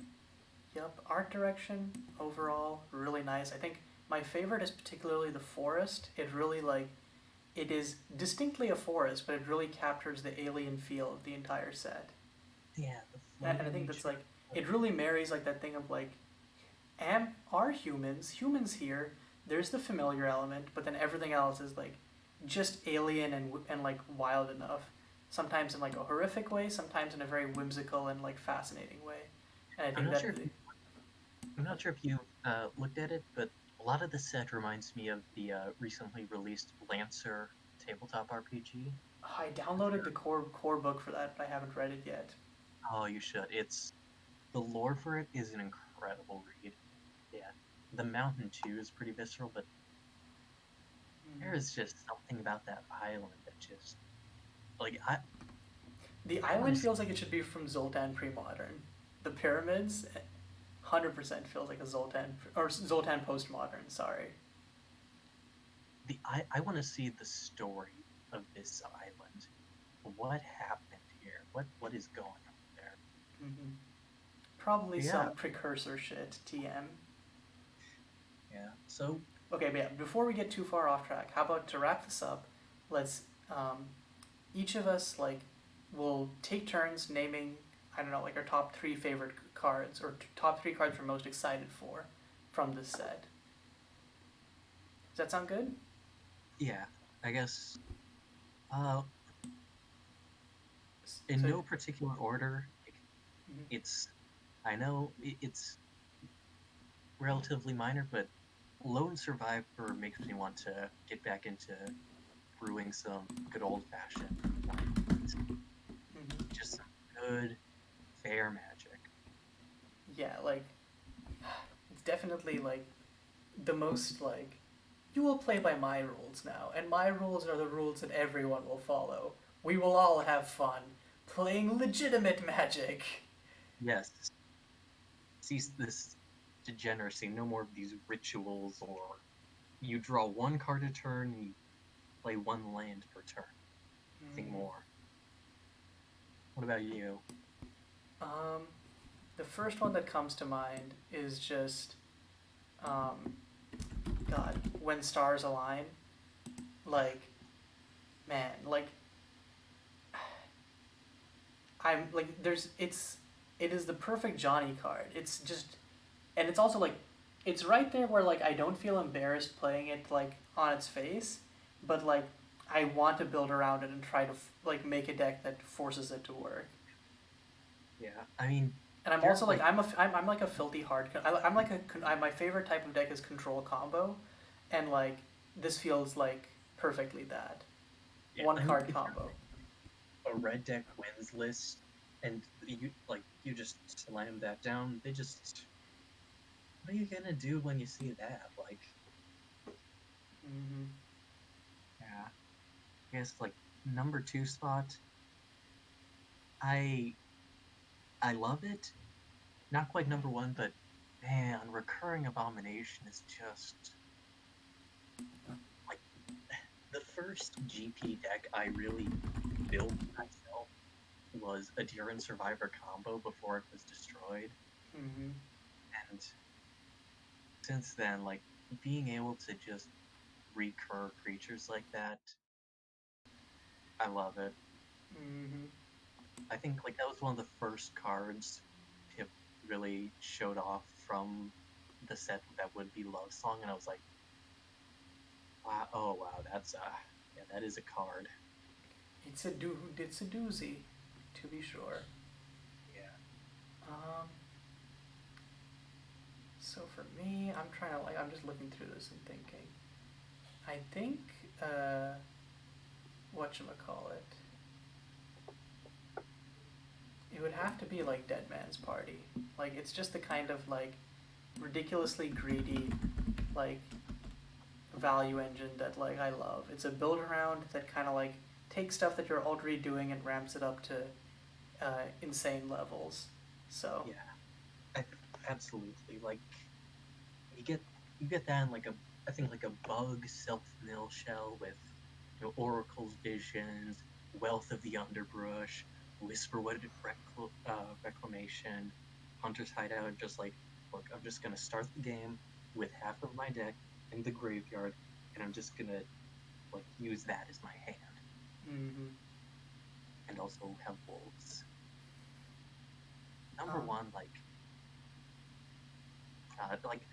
the first deck I ever played in MSEM was Pip's Bug Tempo list from a while ago, mm-hmm. and and since then that's what I've just been in love with. And Destructive Ambition is just everything I could have wanted in a card. Like it is clean. There might be some better cards in this set, but this is the card that I know. Like when I saw this card, I realized I want to see this card in every single game, in every single one of my hands. I just always want it. I could be playing mono red, be like, man, if only I had Destructive Ambition. I Yeah, think like it's I'm very much like a player who's like I want my answers to be like completely like agnostic of like what my opponent's playing. So I saw the monocolored thing and I'm like, yeah, restriction. So, but otherwise, it's a card that I think I too would normally love. yeah, yeah, same the same thing happened with like Portal Fracture, which is like, yeah, this is what I want out of a counterspell. Mm-hmm. Like, it Um, isn't super flashy, doesn't hit everything, but Destructive Ambition, you are the one for me. mm-hmm. And for my last one, All right, hit us with a good one. oh man, um, I think like it's gotta be, and I think this brings it together in like multiple ways. Is Ignition Point because it's I love this card for multiple reasons. One, mechanically, I love like I love burn like I love variants on burn spells because it's just very simple, slots in like in a variety of decks, but there's so much flexibility. Um, cards flash like allows you to take build arounds that are normally like a little bit iffy, and then suddenly place them in like a very controlling. Like I love playing control. I love playing control, and like Icon and Indusir have been some of my favorite control decks because they're basically one card combos in and of themselves, as well as like good value engines, and I think this working with that is super cool. And then like story wise, this is basically like the big like that flavor text always like makes me shed like a little tear. I'm like, not like a full tear, but just a little one. I'm like, yeah, okay, I feel you. Yeah. The flavor text in this set, we didn't really talk about it that much, but it's been on point. Like a good chunk of the reason I looked at like Persevere and really wanted to do something with it was because of just how good that bit of flavor text on it is, because it makes me want to hear this whole story, like, of these people, of this world, what is happening. Yeah. Mhm. At some point, I think what would be really cool is doing reviews of MSCM sets, but um, much shorter form, like not like long podcast form. We just talk about the set for like 10 minutes and just talk about it in broad strokes and talk about it like independent of the MSCM context, not just for a competitive thing, but like just in and of like as a set. I think that would Yeah. be a really cool thing to do at some point. Yeah, like, I think that'd be pretty cool. Like, maybe, like, get the designer of the set, Mm-hmm. pick their brain a bit. Yeah. But yeah, I think that closes up this short little review. I think. Yeah, short little looks at timer, almost 2.5 hours. Oh, But yeah, thank you so much for joining me, Kevin. You've been a hey, thank great you for guest, having me. and thank you so much also for when I was busy putting together the initial like script slash doc for this. That was like a huge help. Yeah, it was fun just looking through this set, and I mean, really, I guess we owe a major thank you to Pip. Like, without like the incredible work of her, we wouldn't have this set to be able to do. A Just review on, yeah. So yeah, so thanks so much to Pip, and I think um, hopefully next time we're both sitting in the booth here, it'll be to review Kahembo. But until then, this is Kayiu and Kevin signing I off. think someone else is going to be